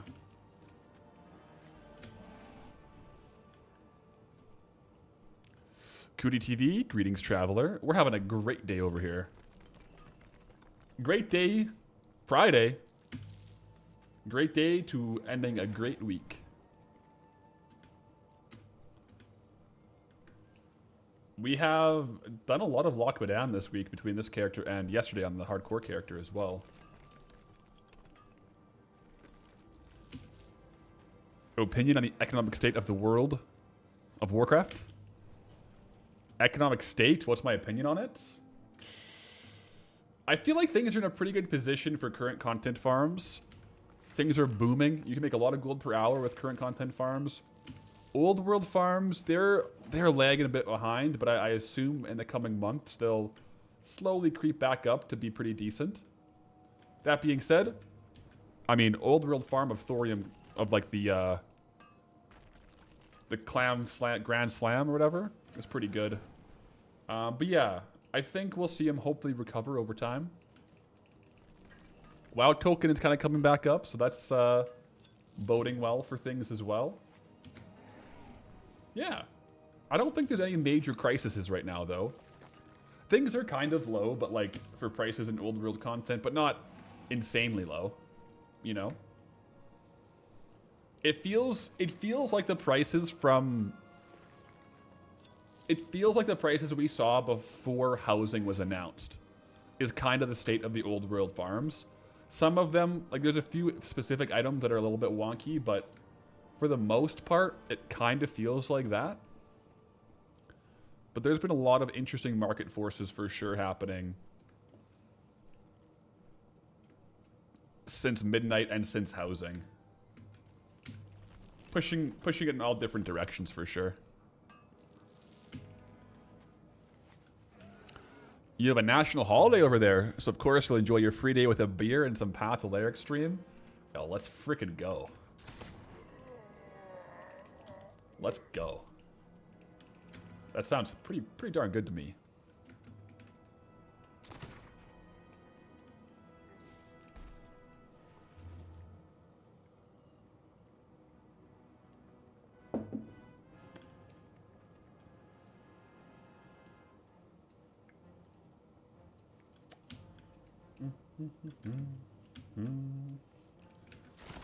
I have some homework this weekend though, guys. We have to do some recon.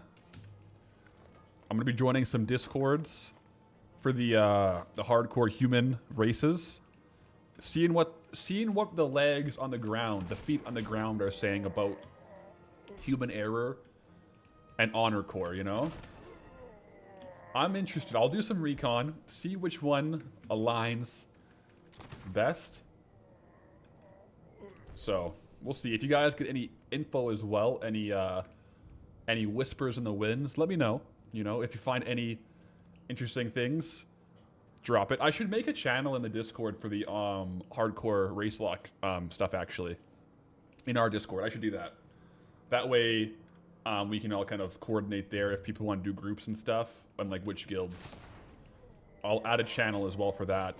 So if you happen to stumble upon any interesting information, drop it in there as well.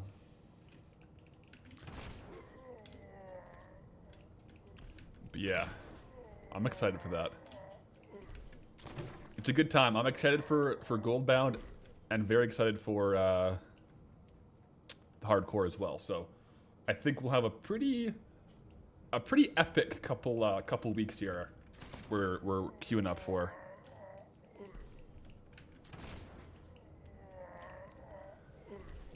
You only joined dwarves because you wash your back. That's goated. That is goated. What are my favorite and least favorite races? Okay, qualifying question real quick. Thank you, Amazon. Also, first off, before I ask my question, also a goated name. Thank you, Amazon. With the, that's hilarious. I'm assuming you named that for Amazon Primes. That's awesome. For the Twitch Primes. Great name. Also, two, qualifying question for which is my favorite, like, World of Warcraft races. Are these classic races or are these current retail races with allied races? To be fair, I don't really have any, like, strong feelings in general. Classic? Okay. But for both retail and classic, I'm kind of basic. My favorite race is human. For the longest time, I always played human for the human ratio of every man for himself, which was basically a free PvP trinket, and that's why I played human. I just love the character models of humans in Classic. It's just so nostalgic. I have always had my main as a human, and that's my favorite. Least favorite?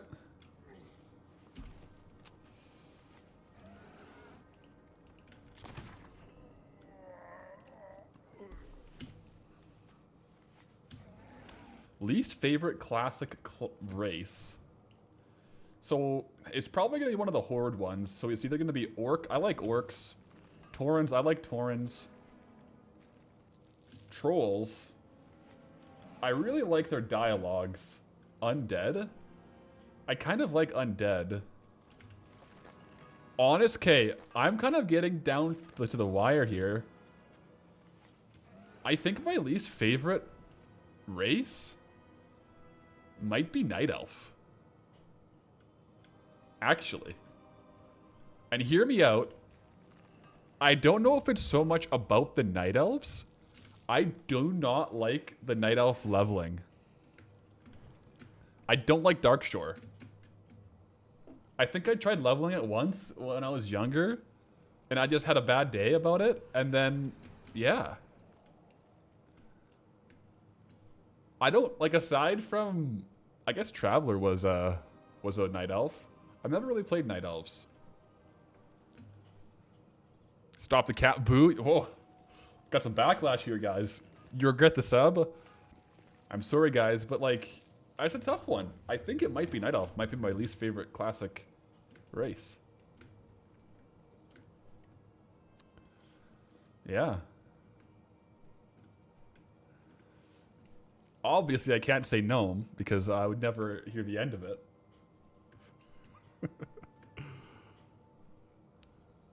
82 streak was a good run. 07, it was a good run. Yep. Ever think about how my opinions are bad? All right, all right. So let me ask you guys. What's your least favorite classic WoW race?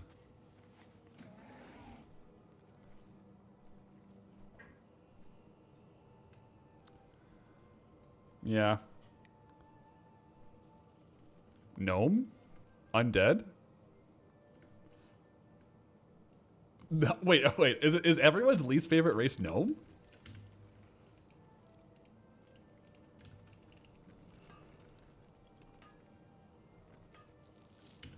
You love Night Elf, but the early leveling areas are rough. Yeah, that's what I'm saying.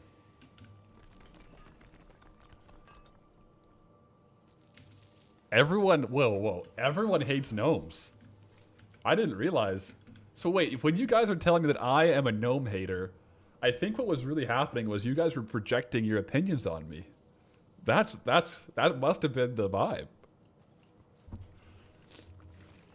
I can see it. You guys are just trying to bond with me over a hate of gnomes. Okay, I can see that too. It's a good thing I didn't roll gnome for my hardcore series. Oh my gosh. That would have been some backlash.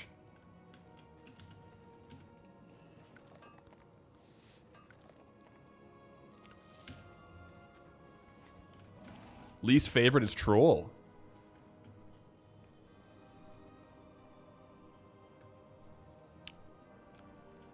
Yeah. I like trolls. I like their slash joke macros. I thought maybe I would say troll for a bit, but then I remembered their slash joke macros, and it was great. The one thing that, I mean, that is a bit of a redeeming quality, I will say, for Night Elves, I think a big portion of, like, my opinion there is coming just from the vibes from the leveling in Darkshore. What I will say, the front flip is pretty awesome. The front flip is pretty awesome. The fact that, like, you can kind of, you know, proc front flips. I do like that with your jump. But yeah, no, I think it's close. But I think that will be it for me. Hashtag give trolls shoes. Oh my gosh. I guess, yeah, trolls never have shoes on, do they? I never thought about that. Night elves are the best dancers. It's true.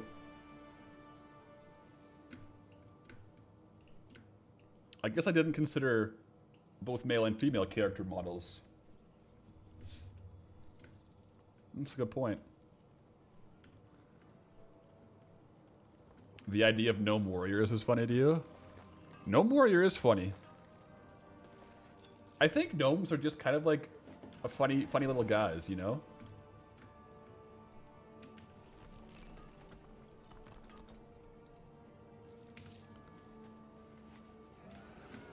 If I like flips, play female undead. Wait, do undead do flips? I haven't really personally played too much undead myself. I didn't know undead did flips.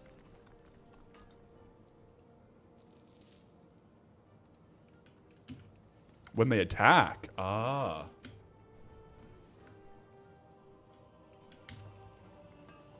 That's cool. I would wish if I had an undead and I saw him doing flips when he was attacking, I'd say, why aren't you doing flips when you're jumping, man?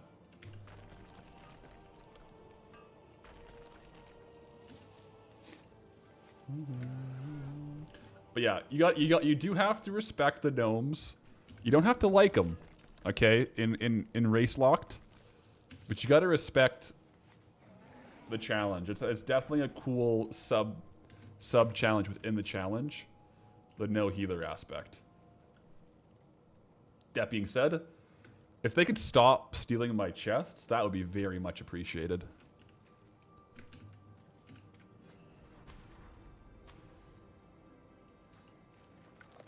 Very much.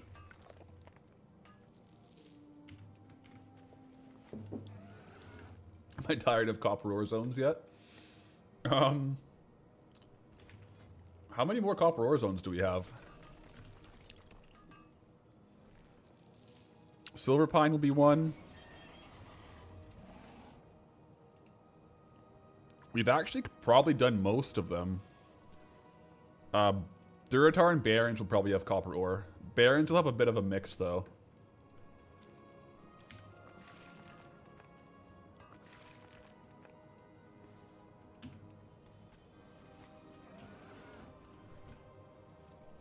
Female undead bounce like a basketball? Really? I don't think I've ever seen a female undead fighting. That's kind of cool. I must say I do have a very, not soft spot, but I really like the classic animations in general. You know, like the run. It's a little different than retail. I wish there was like a way. There is like in options like classic, like character models. You can like change the like to like old models or something, but it's still not. It's still not all of it. Oh, they removed that in Legion? Ah, okay. Never mind then.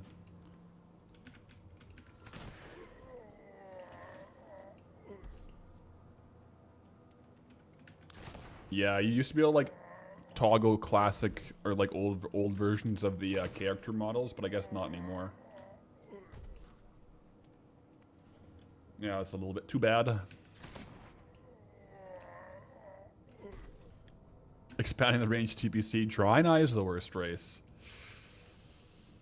You see, I don't know. Draenei are definitely a different race.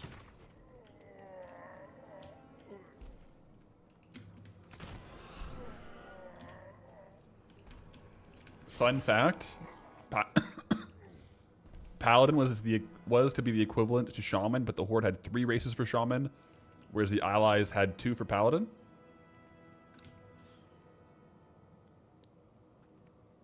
Troll, Tauren, Orc, Shaman. Yeah. Or does it just have human and dwarf paladins? I mean, yeah, you can't really picture a night elf or a gnome paladin, can you? That's a bit of a tough look.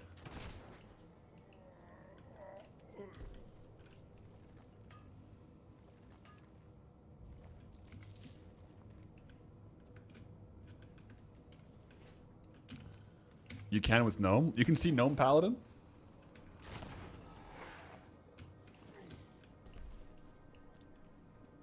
I guess they have intellect, you know?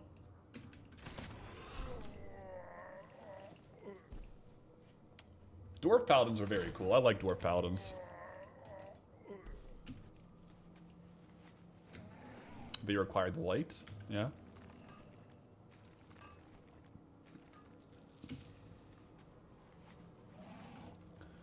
Fun fact, druids used to be an alliance only class, while warlocks horde only. No. Really? In classic? Or is that just in the lore? On alpha? Oh, okay. I can see that on alpha, because like I can see that in the lore for sure. Especially for warlock. The original warlocks were orc, right?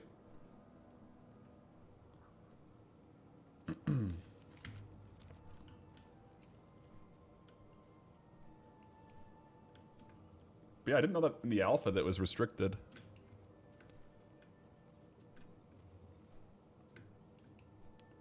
That would be pretty OP though, because if both paladins and druids were only alliance, then alliance would have the only true hybrid classes that could do all 3 roles of tank, heals, and DPS. Although I think back in alpha, maybe like warlocks could tank as well, right? But they couldn't heal. Maybe shamans could tank on alpha as well, so maybe that's how they rationalized it. But I guess in the end they changed it, right? Wait, oh my gosh. Gnomes are too short to reach the light. They can't be paladins. Wow. I mean... yeah. That's maybe why they're not paladins.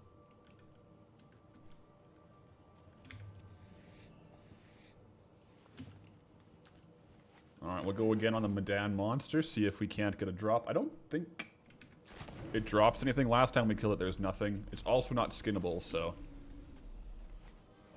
yeah, not ideal.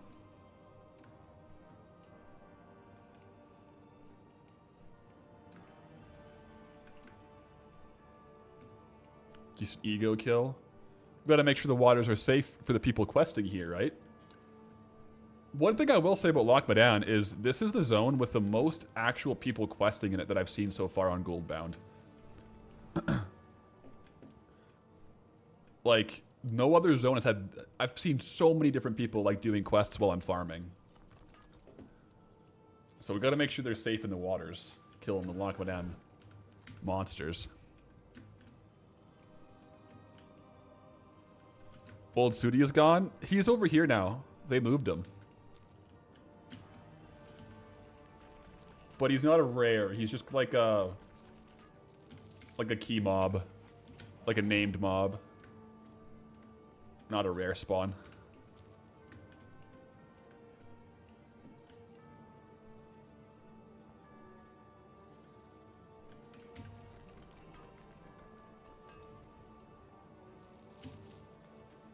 Loch Modan is crazy fast leveling. Actual speedrun zone. Like they used Loch Modan in leveling speedruns in Midnight?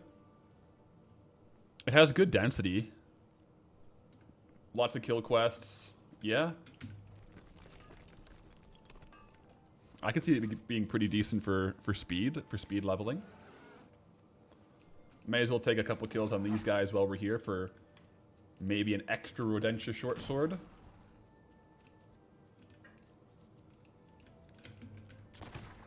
Rodentia being a play on sort of rodent, I believe.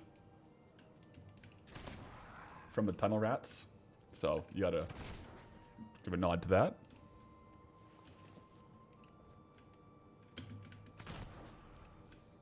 What do I think a classic version of Goldbound would look like? Since there's no WoW tokens that would do the zone purchases. You would just set your own parameters. I know Tomlin, WoW, if you look that up on YouTube, he's doing a bit of a classic run, and I think he sets the parameters scale with his level or something like that. So you just kind of like gotta pick your level of what you want to do. I think one way you could do it would be like a multiplier of your actual level. For example, if you were level 10, you'd go like 10 extra level and it'd be 100 gold. Or like if you were level 60, it'd be 10 extra level and it'd be 600 gold. That could be good. But you can kind of set it however you want, you know, just, you could go lower, or you could do like every zone unlock adds a little bit more. I think there's a lot of ways you could do it.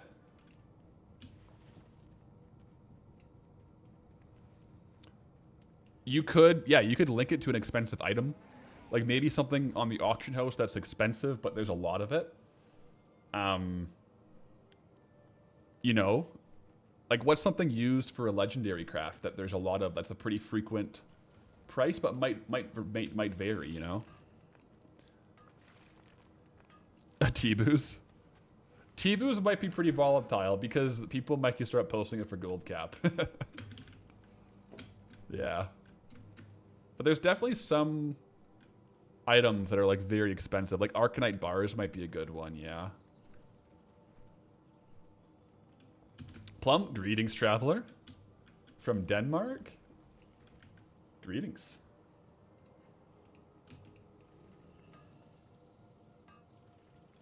There's talk, well, I mean, there's not really talk, but they might bring WoW tokens into Classic Plus. I think a Classic Plus Goldbound could be pretty darn fun. Just saying. How's my day so far? It's great so far. Great day.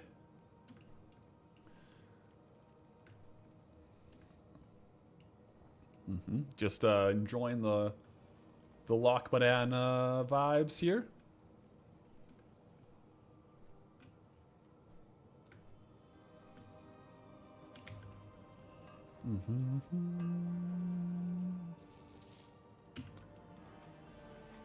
Good. Want your favorite streamer to have a blast? Ah, appreciate that. Let's go. No, we've had like a pretty epic week of streams, I would say. Dare I say it, maybe one of our best weeks. We had the hype. The Monday Blasted Lands was pretty darn fun. And then we've had a good variety. We had some Traveler, some Hardcore, New Zone. It's been all over the place, but it's been a good week.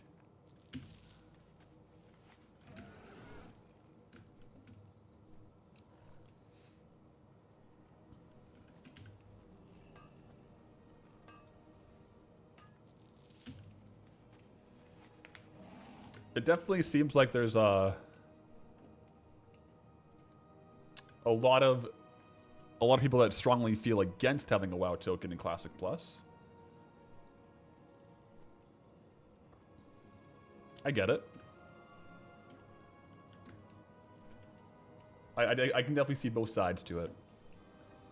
I haven't had the experience really of doing classic raiding, so I don't know, like, the grind for the consumes and stuff like that could be pretty problematic.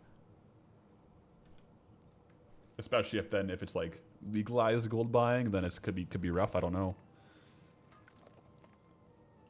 The nice thing is though, that's one thing that Blizzard will solve. I won't. There we go. I can speculate, but that's their problem to solve. Heck yeah. Oh! This guy's got a quick respawn. Let's see if we get another belt. We did! Oh my gosh. And even called it. That's hilarious. We got the blue upgrade too. My goodness. Called the shot there.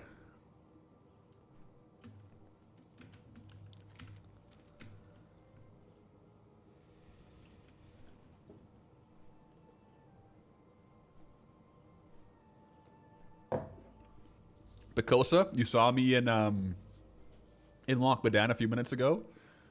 In the Mo Garage area. You tried to find me to salute. Oh, that's funny. Sure, I probably ran by you trying to get to some more gold, but it's been cool to see. There's like Loch Modan has been a very populated zone. Like lots of people are about. It's cool to see.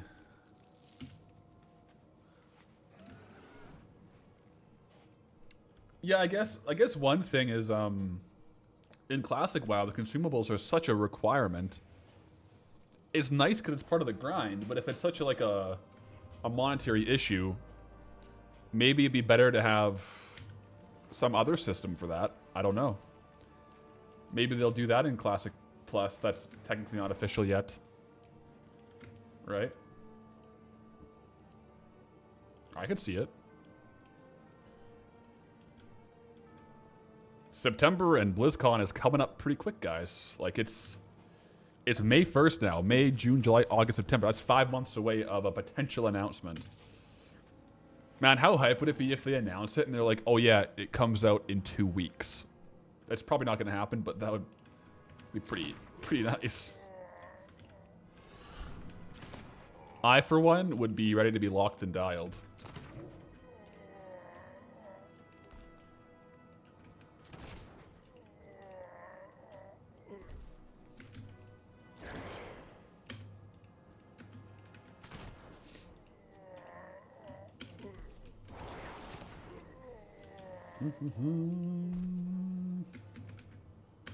Mogrush Dark Molder. A rusty Warhammer. We are getting quite full on gear here. I might have to... I honestly might have to swap over to get enchanting for a second. To disenchant.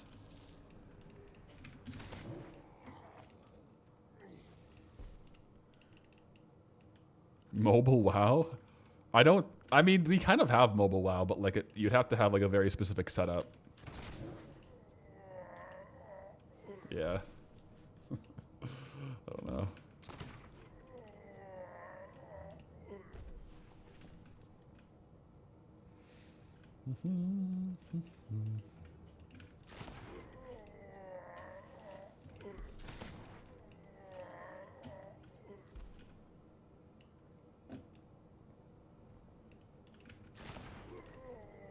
Got him.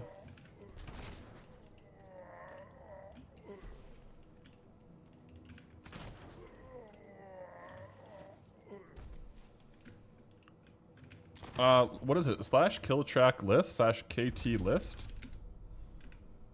Every single time I forget. KC list. /KC list.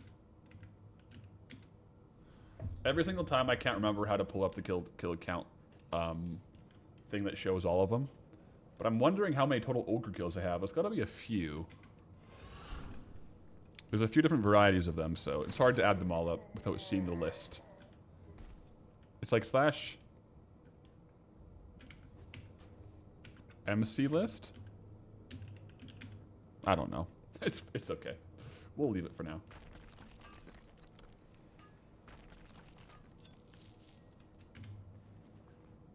Masa gates are decent too. It's no arcane crystal, but it definitely helps a little bit of gold.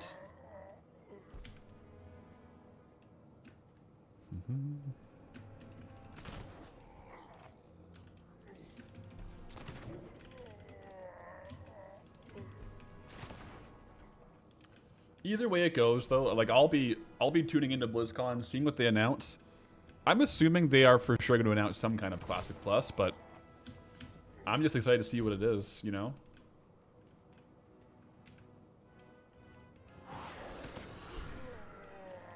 I'll be waiting with eager ears, as they say, to see what happens.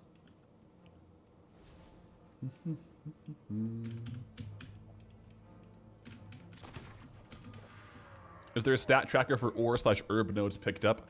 Unfortunately not.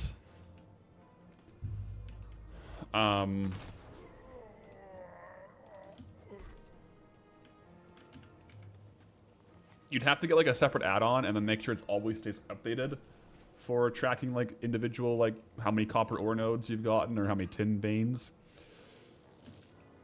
Yes, there's no, unfortunately there's nothing on the stats page.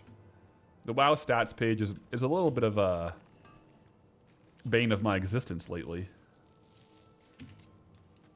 You just can't rely on it, you know. Am I going to live stream Discord convos with the hardcore guilds tomorrow?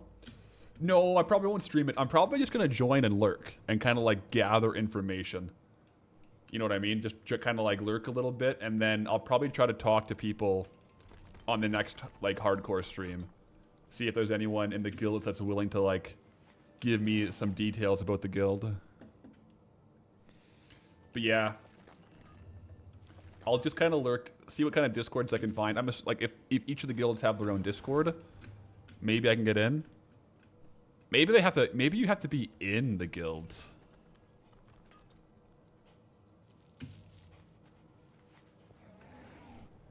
Bodson, hello. You love the gold farming videos? Keep it up. Appreciate it. I will keep it up. But thanks for popping into the live stream.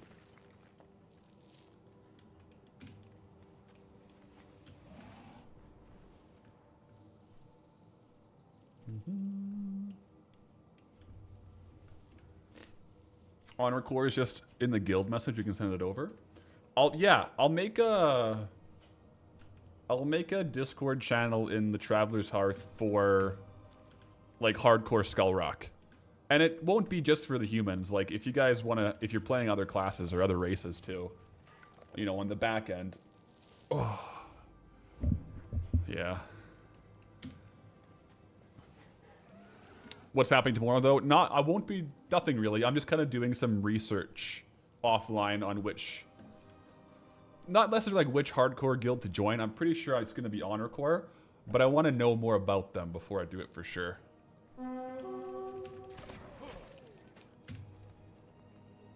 All right, our bags are full. Let's go ahead and sell some trash here. That is an auction house mount. 1 second.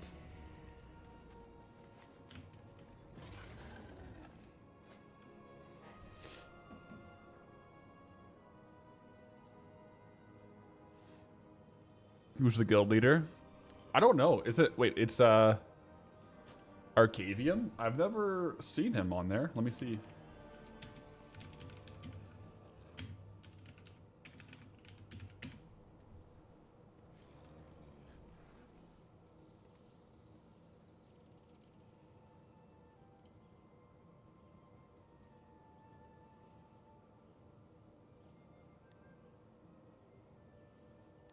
Yeah, I'll have to see. Hardcore stream tomorrow? I probably won't hardcore stream tomorrow. We do have company this weekend, so I very well may have some hardcore weekend streams, but it probably won't be tomorrow. As much as I kind of low-key would like to. I gotta handle some stuff IRL and be a host. And also, I feel like if I do a hardcore stream, it'd probably be a Sunday, just to give the Saturday Goldbound video its air to breathe. It's time to shine. Sunday stream confirmed. I don't know. We'll see. It's not unconfirmed. Wait, it's not. I wouldn't say there's no chance of me streaming Sunday. Just gotta see where the weekend takes me, you know. That's why we need WoW Mobile, so you can play covertly while hosting guests. Could you imagine playing WoW Mobile and then just dying on hardcore on your phone? Oh, that would feel bad. That would feel so bad. Just because you click into the wrong place or something. Oof.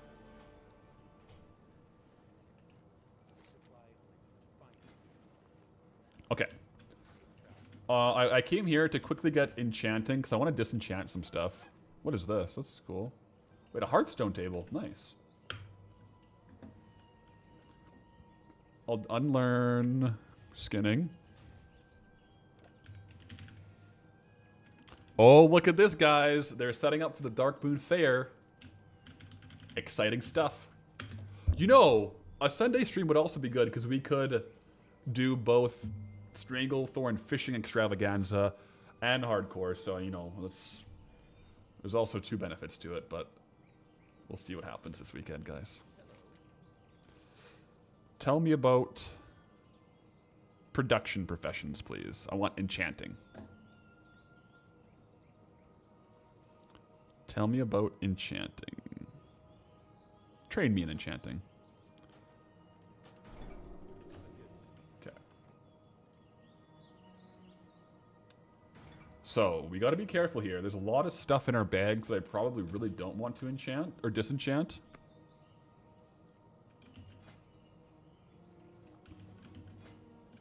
Oh. I always do that. I always pull over the actual enchanting thing, not the disenchanting thing. There we go.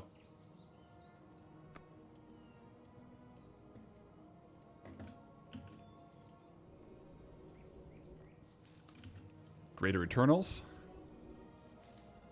Like when we proc those, that's like 34 gold of straight cash. Neil, greetings, traveler. Support girdle, that's gonna stay as is right there. Blade Fist can go. Rodentia Flint Axe can go. Soldiers can go. These will stay. 100%. That will stay. Anything with like kind of this decent value and sale rate from Loch Modan, I'm going to keep. And try to sell. If the min buyout is super low like this, we'll get rid of it. However, I was saving up for the Bard set actually, so let's keep that. I forgot to look into the Bard set after stream yesterday on the alt, so. I'll try not to disenchant any Bard's gear. Raider's Belt of the Aurora. See ya. Alright, Bard's Belt of the Fire Flash. Nice. Oh, the Bard set could actually be very nice.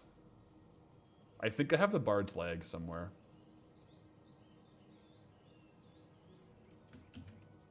Oop, don't disenchant the Rat Cloth Belt. Oh my gosh, guys. Coral Claymore all over if I did that.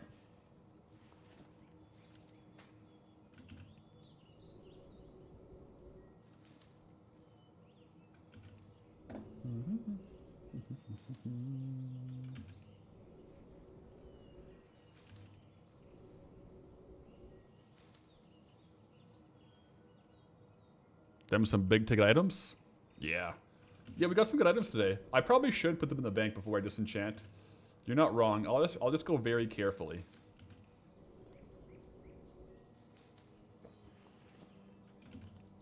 Very carefully.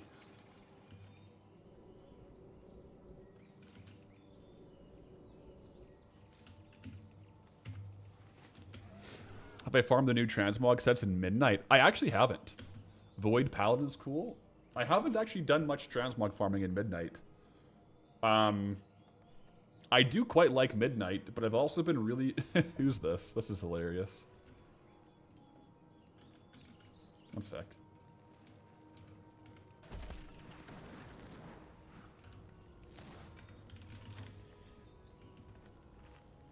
Just a couple of flame bros.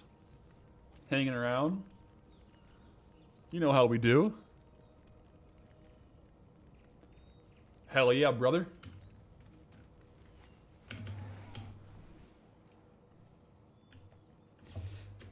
But no, I've been doing a lot of Goldie and I've been doing some casual Mythic Plus, but I didn't even do any Mythic Plus last week, actually. Yeah, I've been slacking. Okay, I'm gonna keep the bard stuff there, and I'll search through it in a little bit. This stuff will all go in, though. This is gonna go over to my Loch Modan transmog character.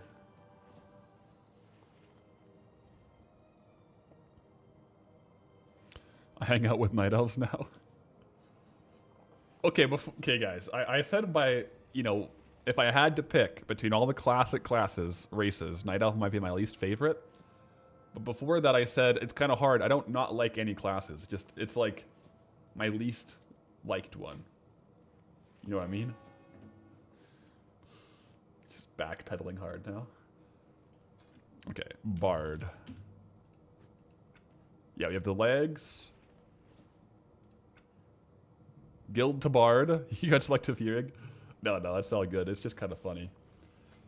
Okay, so we go. Yeah. Ooh, okay. If we can get the boots and the gloves, that's quite the lumberjack fit. Do I have? Maybe let's search like what shirts I have.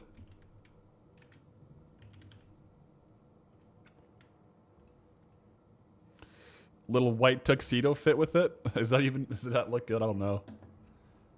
Maybe not the best look.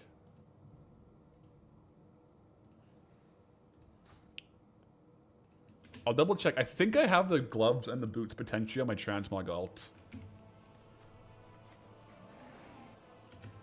No shirt. Let the pythons... Let the arms out. Alright. Best without a shirt. Keep the pythons out. The biceps out. Yeah, we can do that.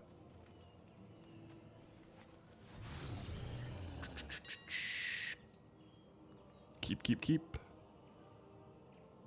I'll get some of these kind of faster selling trade goods going just so that I have more income. I'm going to hold on to the copper ore. I don't want to sell copper ore for like 3 gold, less than 3 gold right now.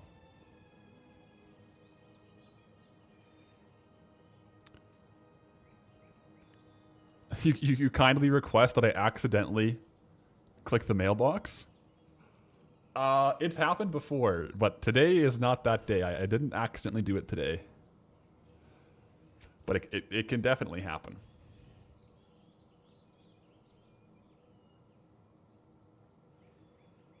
Anyone know how legit the human hardcore leader is? Never heard of him? Any credentials? Well, there's a couple guilds. That's kind of one thing I want to look into. Like, mainly from the raiding perspective.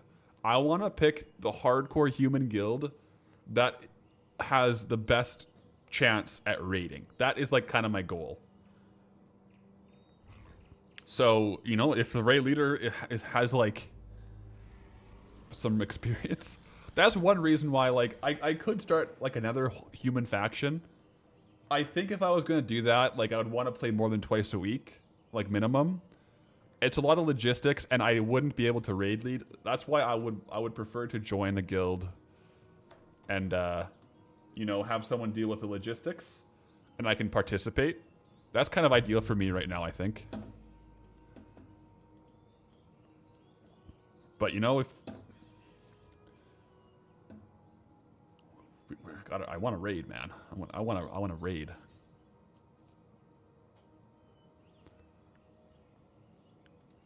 Got to be careful with that. There could be hidden gnomes. Hidden gnomes among the ranks. The race locked add-on flags any guild members who are not part of your... Not part of the requirements. It's actually like, it'll like flag it if they don't match.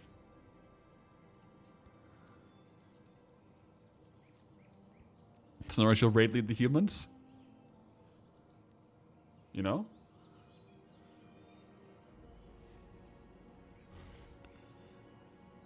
We could boot up the House of Humans or something like that.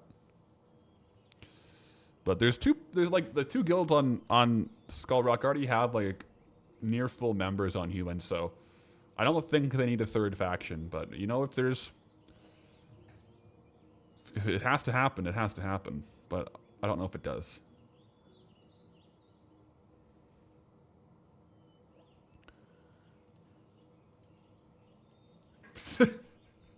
But can the add-on detect 3 gnomes standing on top of each other wearing a trench coat? Maybe it can't. I didn't look into the coding on that. That might get past it.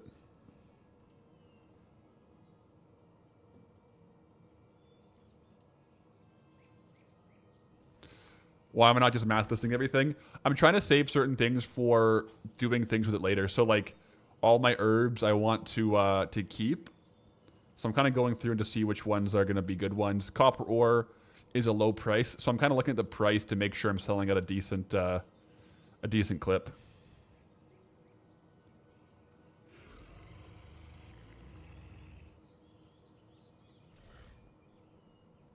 The light leather. Oh yeah, 50 silver each. That's so low. That's the thing. Yeah, we'll leave these auctions. We'll sell what we can sell there. Ding ding.